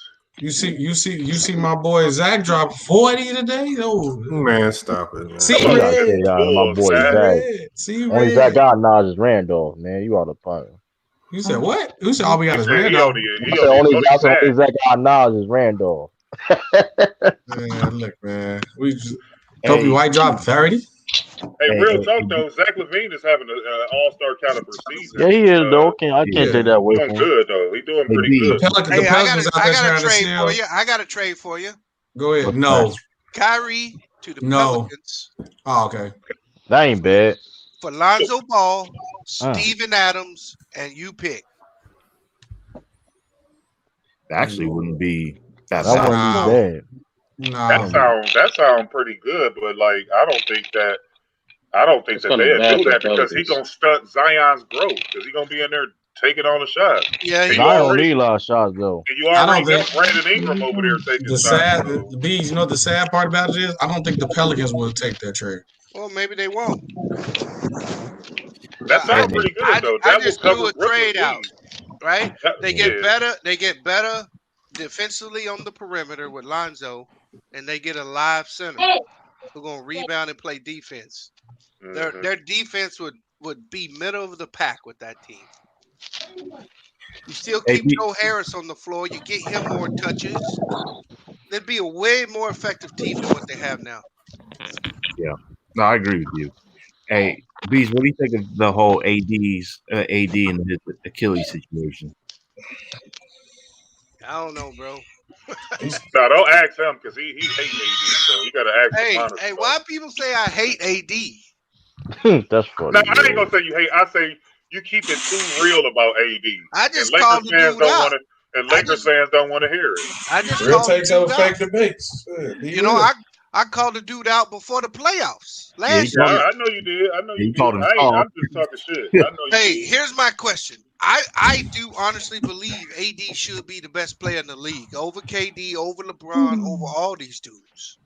Yeah, What I ain't lying though. What I keep seeing from him is no progression. The cat is playing the same way he played since he come in the league. His assists went up maybe one. He disappears in games with no rebounds at all. And even sometimes when he has the matchup with smaller dudes, he still won't get on the block. Yeah, that's frustrating. I feel like I'm an AD fan. We be saying he ain't lying, man. I'm an AD fan. I think AD should be the best player in the world right now. So, but I think the problem with AD is I don't think he can lead a team on his own to win, and that's his problem. I think AD will be a great excellent number two, obviously, as we're seeing now. Or he just can't be the one who's the leader of the team because he can't win by himself. He can't lead the team. Can't nobody win by themselves. I mean, he can't even lead them to the playoffs. I don't know why. I don't know, but here's the thing. I don't know why. I mean, I don't understand it, and I don't know. Like, You got the experience. You playing. I don't know. People they giving you the keys, like the be a leader. I think You he's ain't still. taking it. I think he was still hurt before the season even I think started. he was Honestly, too. before the season even started. Maybe that's the case, but I mean, Yeah, he stayed hurt though. AD stayed hurt. But I mean, AD still gotta be the best. He still gotta. I mean, when he gets healthy, he gotta dominate, man. He can't stop playing. He gotta stop playing games. He gotta be. He should be, like I said. B said, and I think so. He should be the best player in the world. Even I've been saying that for like a couple years now. AD should be the best player in the world. There shouldn't be no debate. Yeah. He's a matchup problem every time he's on the court. Yeah, he is. AD and he definitely gonna have to would be dominant if they run into Brooklyn and because that's gonna be their matchup. You know that Brooklyn can't defend. It's gonna be that big matchup, that stretch big. So he gonna have to dominate. He will be. Boy, hit the link. Khalil, Hit the link. Don't respect DeAndre Jordan like that. Man, DeAndre Jordan be out there looking like trash can water. Hey, man, that's the leader of that team. Chill out. Yeah, Chill out. until Don't Kyrie respect tell him to DeAndre. shut the hell up. Don't respect DJ like that, man. He's the leader of that team. Hey, One of the Lamar. best players in the NBA.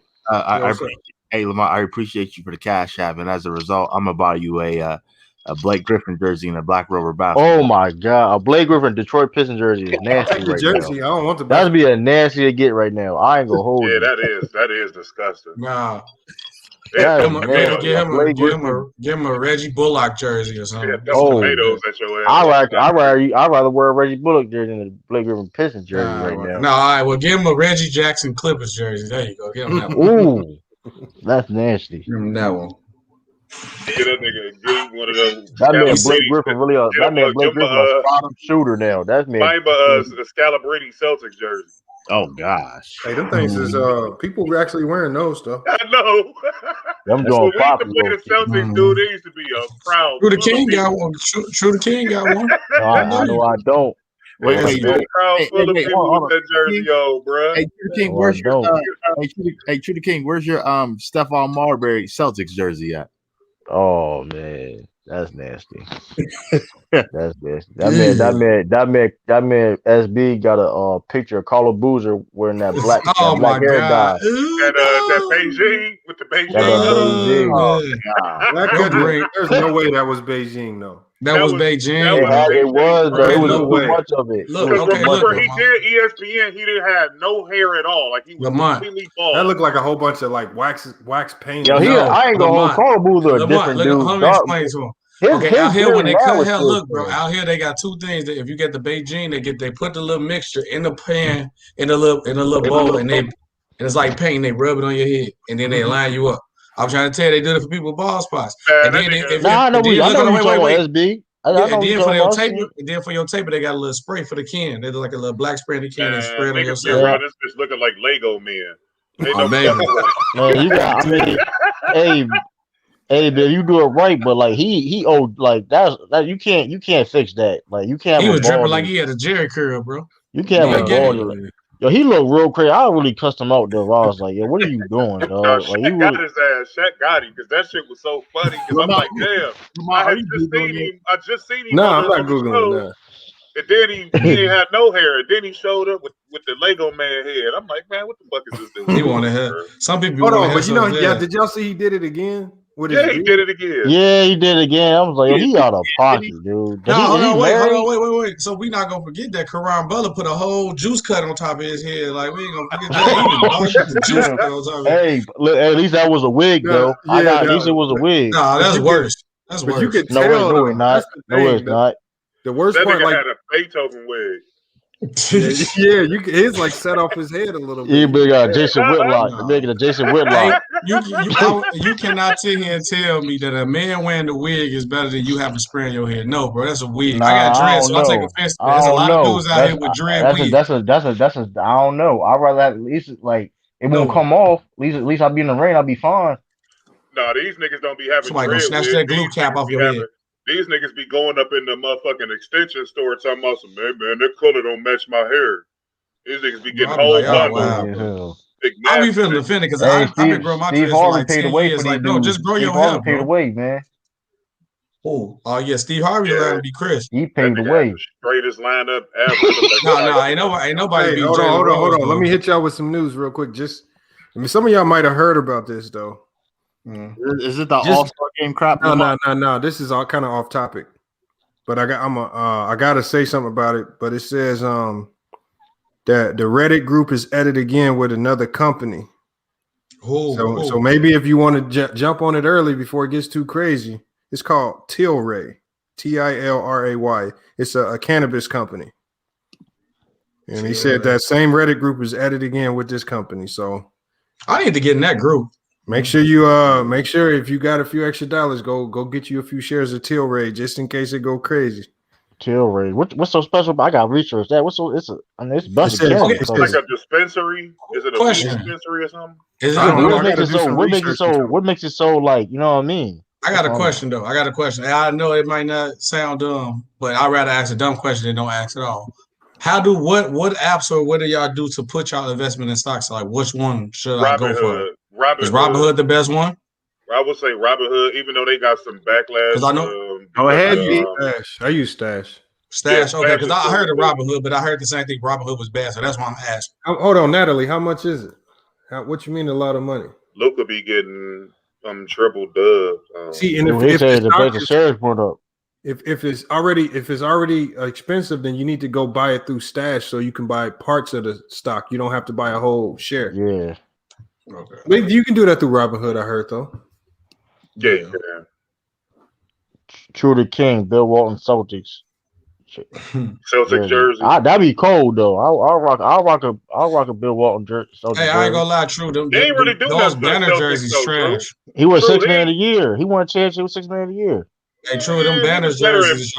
I know he was better. But he still contribute though. Like he still was 6 man of the year though. It's something. I guess. It's something though. Y'all banner jerseys is trash though. For real, them jerseys trash. Them banner no, jerseys. it's not. Nothing. Hey, plain and simple. Celtics White and green. Ugly. Celtics got some of the ugliest jerseys in the world. And you coming from a Portland fan. That's a George is ugly, dude. Come on.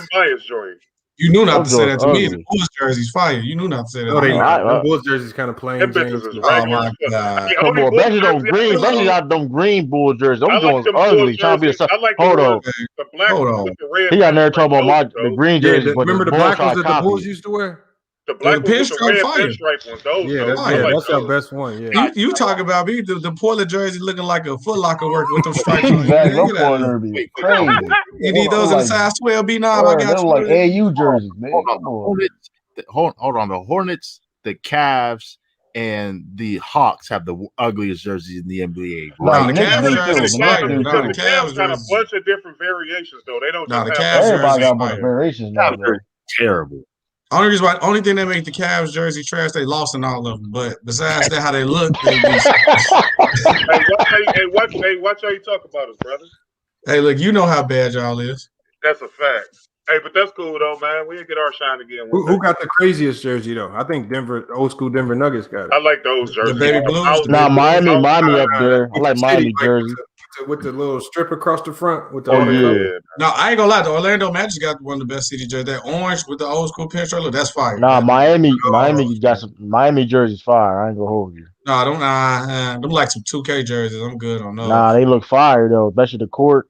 I hate the Clippers jersey. I like the Lakers. Hold on. Jared Thomas been going off the rocker today. Hold on. He said Nets aren't losing the second round. They beat the Lakers. NBA Finals to give LeBron his 7th love to make him the inverse Brady. Inverse Brady. You don't know what inverse means, man. Think it look like he about 14, 15 at the most. Tell him click the link.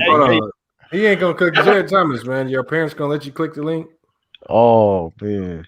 That nigga it was him and some other dude was talking crazy the whole time, and did not click the link at all. That nigga got a tent set up in his room where he got his little computer inside his tent. AB, did you hear about Russell Wilson? What about him, bro? Man, I guess he was complaining about the direction. Oh, wait.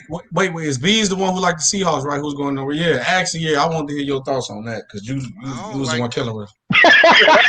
I want to hear. Go ahead, go crazy, man. What you say? He just live no. B just live in Seattle. That's why he watched live. Yeah. I know he cooked. Trash, man. He trash. Yo, He said he wasn't getting protected. Bees. I disagree with Bees before he said that. When I started really watching Russell Wilson, though, I understand what he be saying now. That's just Hey, he said everything that was gonna happen against the. I ain't gonna lie. That day, I gotta give you an anti-credit. I gotta give you an anti-credit. I told you. Yeah, they both did that. When Lamont did, who the best in the NFC West? I said the Rams. Everybody laughed. He did. Hey, he did. And you said the Rams were gonna win too, and they definitely dogged the that. Seahawks. And they gonna win it next. Now they got an actual quarterback. The Rams was the only team when playoffs came that honestly could have beat Tampa Bay. Yeah, I agree with that. Aaron Donald was hurt though. Yeah, I'm just saying at the end. I mean, Jalen Ramsey don't like him though. You know, he said, yeah, you know, he got a quarterback. That's funny as hell though. They just the Lakers gonna lose to the Thunder, but more importantly, can they please sit Caldwell Pope's ass down finally? What he doing? He must be shooting. Hold on. Why you say they limited edition? Because they only gonna be out a certain amount of time. Ray Durazo. Hey, Jared Thomas, you look like you got a car bed, little nigga. Nah, you know LeBron just speaking fact. How facts? How you speaking facts if you predicting the future? Right, but that's crazy. But yeah, Bees, you were right because I guess Russell Wilson said today that he voiced his displeasure with the direction of the offense. Hey, what they should voice with him is his ass on the motherfucking trade block. Because that team ain't going nowhere as long as that joker the quarterback. That's facts. He said he wanted to leave. I mean, I don't know if he'll leave. Not like Russell Wilson at all. Yo, go watch really Russell Wilson game. You got honestly would be covering that. I got hard on. Break him down, dog. He got no footwork, bro. A quarterback. He's got a huge arm. That's all he. Yeah. I mean, quarterback's first step got to be up in the pocket. You got to climb the pocket. Russell Wilson always bails out the pocket. Yep. He responsible for half his sacks, though. He said. I'm going to go ahead. My fault, SB. Somebody said that the offensive line for Seattle is not as bad as it looked. It ain't. I'm starting to agree with that. And then number two, somebody said DK would actually probably be a better receiver. He would be a monster, bro. If someone would hit him with anticipation, hey man, here next year when you watch Russell, you watch the offense struggle when he got to make anticipation throws. But when he scramble and he's able to shift the defense, this joker hit players wide open like college. Yeah. You don't see guys wide open in the pros. Yeah. Right. He trash. That's your conclusion, huh? Hey, Lamar Jackson a better passer than that dude, man. That's fact, that is fact. Listen, I'm trying to tell you, go watch Russell Wilson. Listen. Go watch Russell Wilson. He ain't lying, man. I ain't gonna say he's trash though. Russell Wilson ain't trash. Lamar Jackson can't throw ball better. He's Intruder King. I'm telling you what. If I'm the Ravens, I am bringing out the Brinks truck for Allen Robinson. Oh shit! LeBron just hit a game time 3. Damn. Oh shit! Hey, that's great. Ticket already had it queued. He definitely did. He had a title. Delete this thumbnail right now. The thumbnail, all that title getting erased right now. Oh man, hey, that's hilarious. Hey, but B's Intruder Kid. Yeah, if I'm the Ravens, I'm backing up the Brinks truck for Allen Robinson the first day of free agency. If I'm the Ravens, first day. Why? Because Lamar Jackson. Because I don't think they. Yeah, but I don't think they had to because like the salary cap went down. I think Allen Robinson, he's elite, and number two, who's their weapons? Yeah, but the problem is you can't pay Allen Robinson not because your quarterback can't throw outside the hash. Mm-hmm. They're gonna be like the same way it was, but just with the Bears. So what's the point of going back to the same situation? Right now, he's limited and only throwing in between the hashes. That's why he's still struggling throwing outside. So if you go get a big wide receiver, you wasting money because all he's gonna be able to hit you on is goals. Mm-hmm. He gonna have to improve throwing the ball outside the numbers. I think he's gonna work on that this Yeah, season. Robinson to go to the LA Chargers. Yes. Yeah, they mind you. Hey, These I quarterbacks heard young. there's a possibility of him going to the Chiefs. I'm just gonna shake my head. Who, Allen Robinson? Mm-hmm. Chiefs or the Packers. I'm just gonna shake my head. Chief gonna win the Super Bowl next year. Bruh, man. They gonna be the mix. That ain't a bad prediction. Yeah, they at gonna all. come back strong. They gonna come back That strong. that's not a bad prediction. I don't thing is Andy Reid better do adjustments. I'll tell you that though, B. No, they just need their tackles back, bro. Yeah, they both their tackles is going. Yeah, I don't know. I didn't like that adjustments though. I understand that was a big factor, but that adjustments though, that do hurt Andy Reid. The only adjustment he could have made, he needed to run the ball 40 times to win that game, though. Right, and just get the ball out of Patrick Mahomes' hands quicker. You know what I mean? If they was getting to him without blitzing, though, bro. They was getting to him in coverage, bro. Le'Veon Bell didn't get a touch. Yeah, but you can't let two safeties play 20 yards down the field.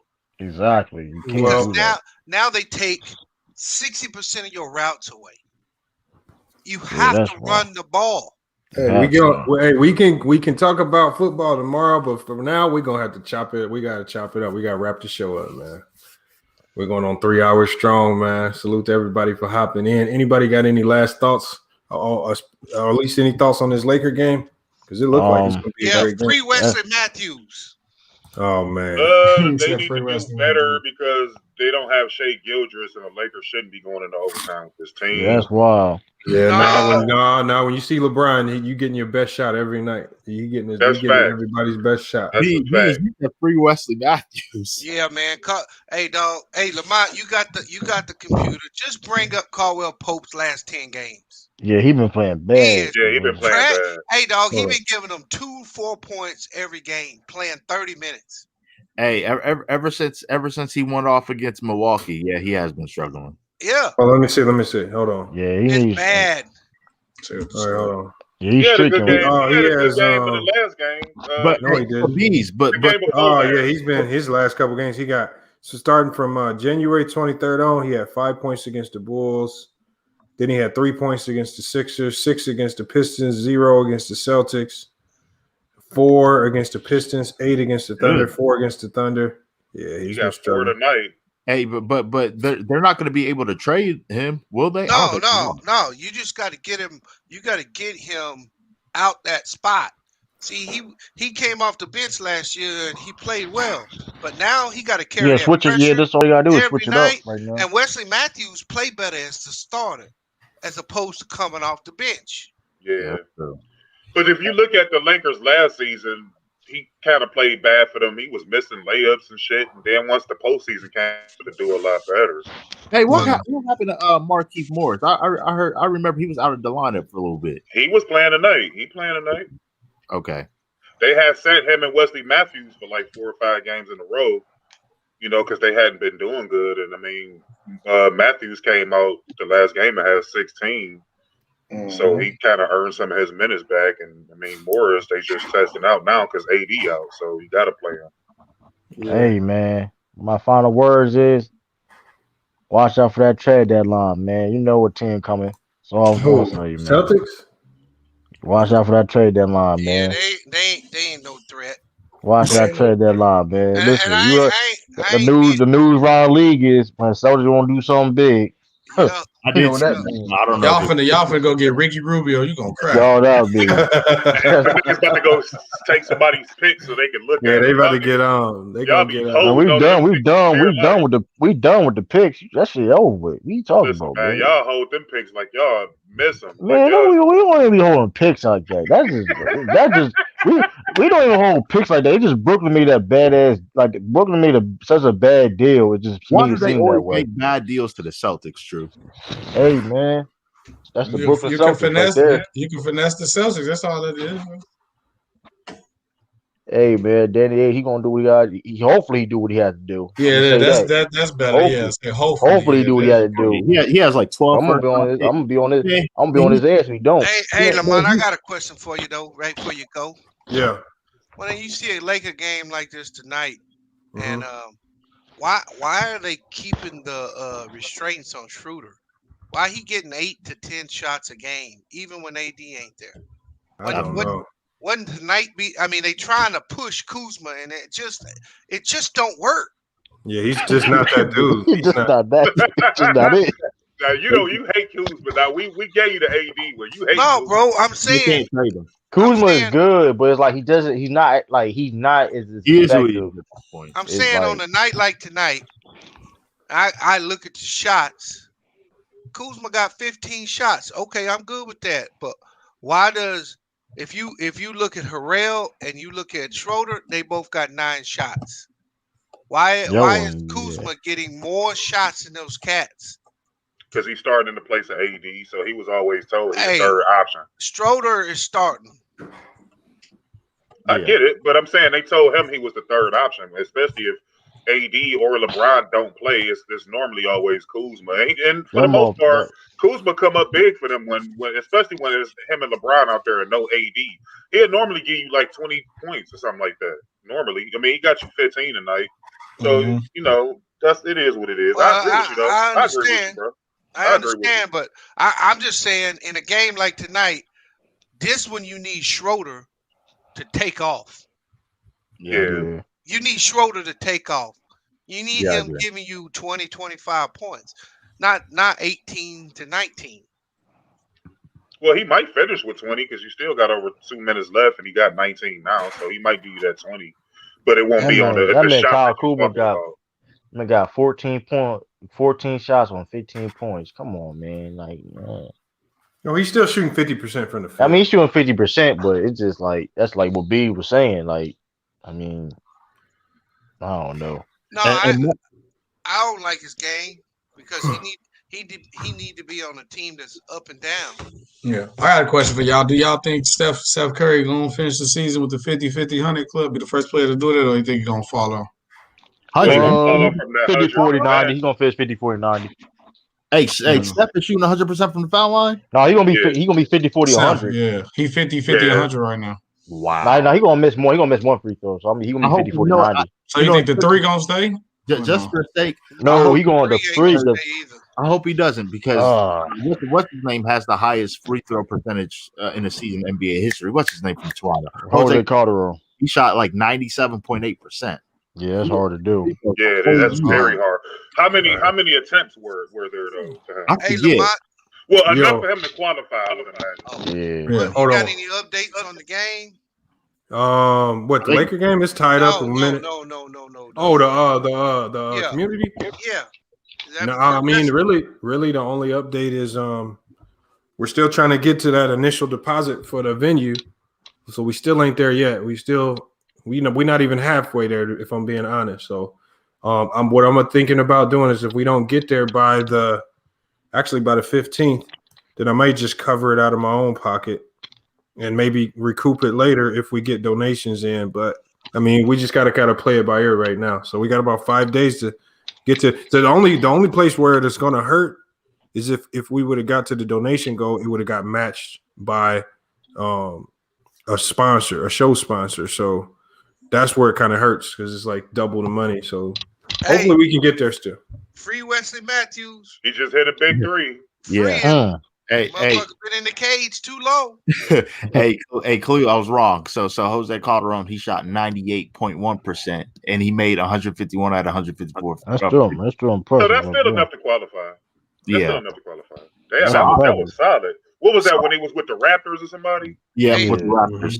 Hey, Lamont, you do any nonprofit stuff ever?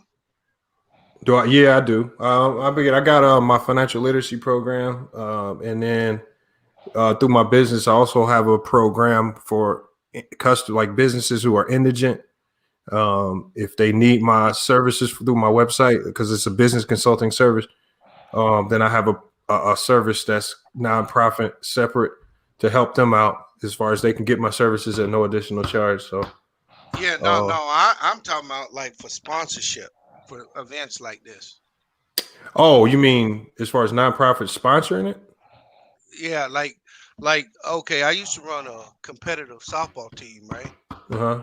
And we used to raise like $25,000 a year, and we basically was a non-profit club. Mm-hmm.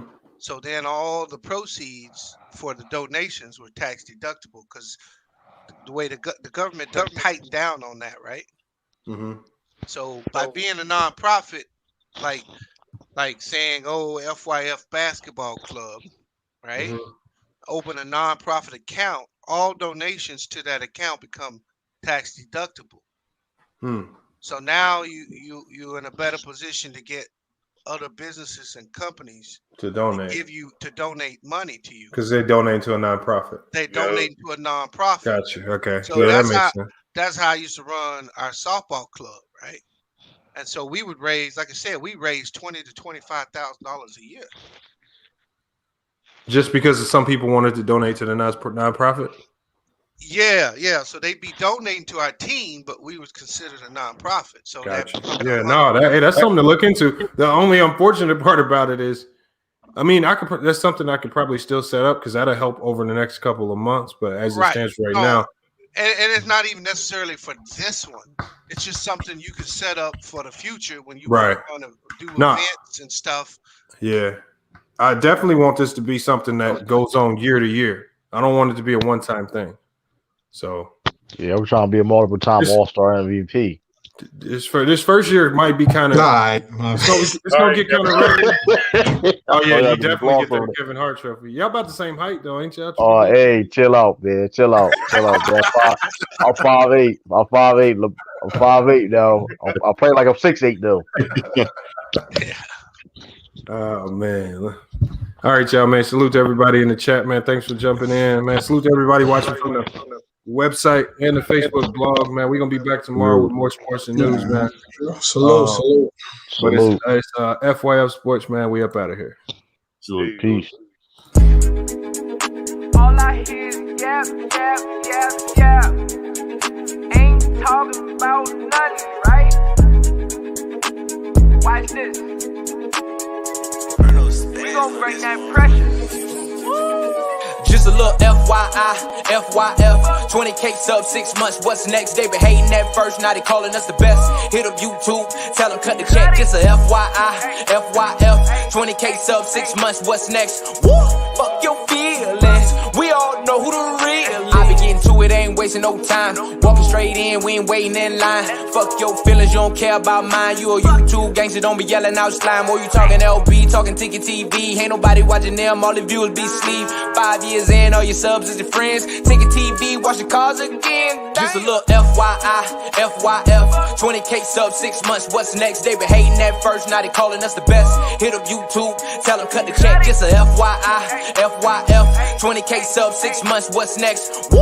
Fuck your feelings, we all know who the real, all know. Shop don't close, working 24, trying to make the channel grow. Look at them, pointing fingers, hating on the low. You can't compete with our podcast show. Couldn't make it in the league, so we got on TV. Crying by LeBron like a little baby. You must be crazy, trying to ever play me. Or you super tough until it's time to say cheese. Just a little FYI, FYF, 20K sub 6 months, what's next? They been hating at first, now they calling us the best. Hit up YouTube, tell them cut the check. Just a FYI, FYF, 20K sub 6 months, what's next? Woo!